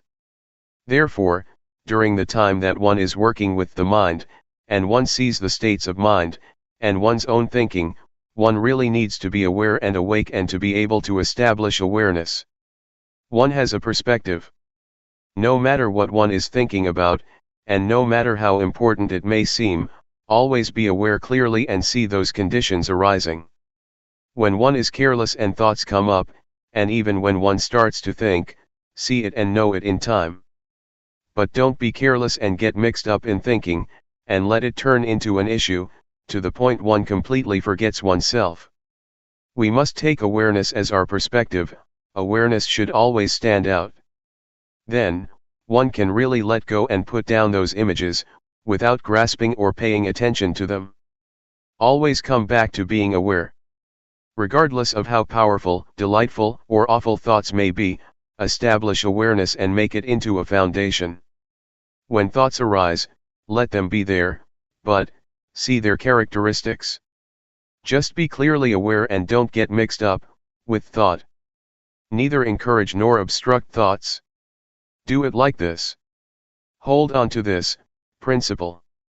It won't be long and those thoughts will stop on their own. They will fade and disappear by themselves. They will turn into rising images. Just watch, see, and know their temporary rising and passing. In the end, awareness will still be as stable and prominent as it originally was. Actually, the method here is the same as when we first trained to establish awareness. The only difference is that, in the beginning of our training in the development of awareness, we put emphasis on establishing awareness, on breaking through the encirclement of the various objects, and so we give emphasis to focusing on the movements of the body. We do this exclusively in order to have a foundation, or sign in training in the setting up of awareness. We create awareness because in the beginning of our training, states of mind and mood still have power. We are still accustomed to thinking, and this gives rise to some kind of mood that we are familiar with from the past. So we are not yet interested in watching and seeing thought, as we are in the later stages of working with the mind, because one who is not able to establish awareness is like someone without a place to stand. One easily loses one's footing and slips. When we watch thought or powerful moods, we get drawn into feelings of like and dislike. We tend to get carried away with things that look as if they're easy to watch. We can't yet differentiate between the object and awareness. Even though we know and see that we experience a certain condition, we are still not able to give it up and put it down. For this reason, one is taught to make effort with one aim, namely to train in order to be able to establish awareness, to be aware and awake, to be ready, including all things. This is the priority. Make use of the postures and movements of the body as signs and exercises to train in focusing on awareness. No need to be very concerned with thought or your state of mind. When we get to the point where we have established awareness, the mind is awake and we have a perspective on life, that's it. Now we have the ability to face thought, to see the mind, to see the stream of our own thinking in a straightforward way, without our mind slipping and sliding, getting caught up in thoughts. Therefore, only someone who knows how to set up awareness will be successful in working with the mind, someone who arouses both awareness and a sense of being awake. This period is important for getting to know oneself in a straightforward manner.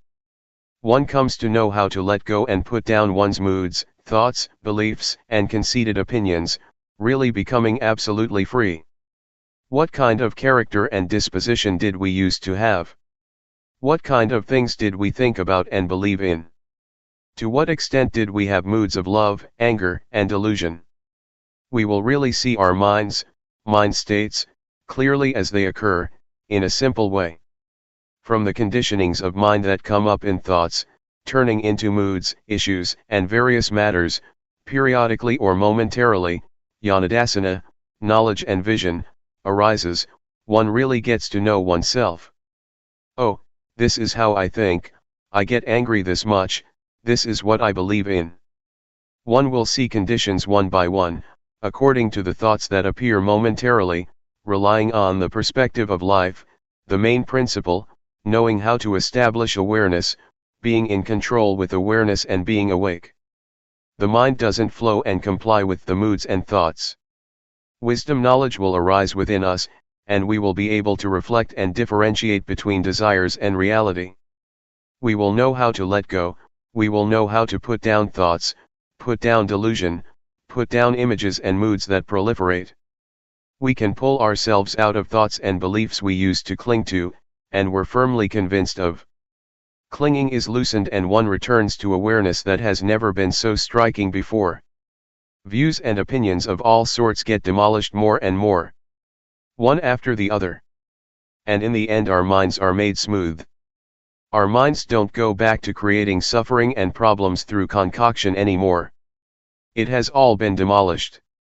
Proliferating thoughts, sankhara, that used to be so powerful and used to create heavy suffering in our lives and our families, are finally done with, their poison is really gone. Life is smooth. One is able to conduct one's life with intuitive awareness, sati sampajanya, as the prominent factor. One is able to be creative and perform one's duties and obligations as one should.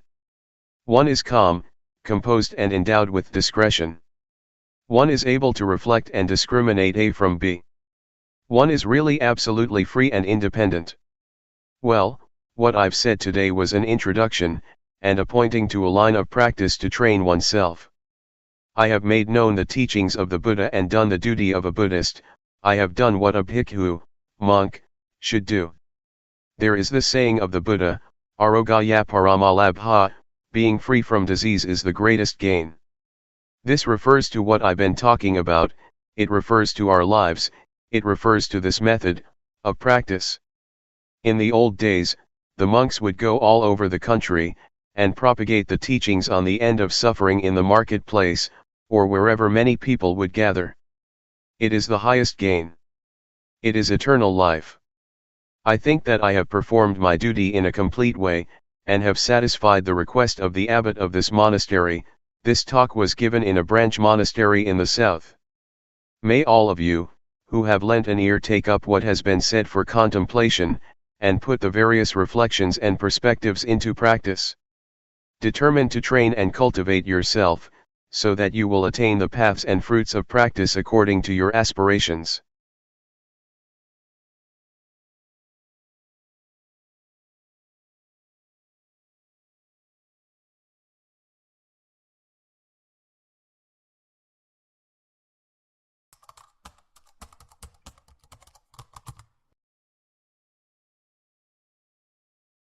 May all beings be at ease, whatever living beings there may be, whether they are weak or strong, omitting none, the great or the mighty, medium, short or small, the seen and the unseen, those living near and far away, those born and to be born. May all beings be at ease.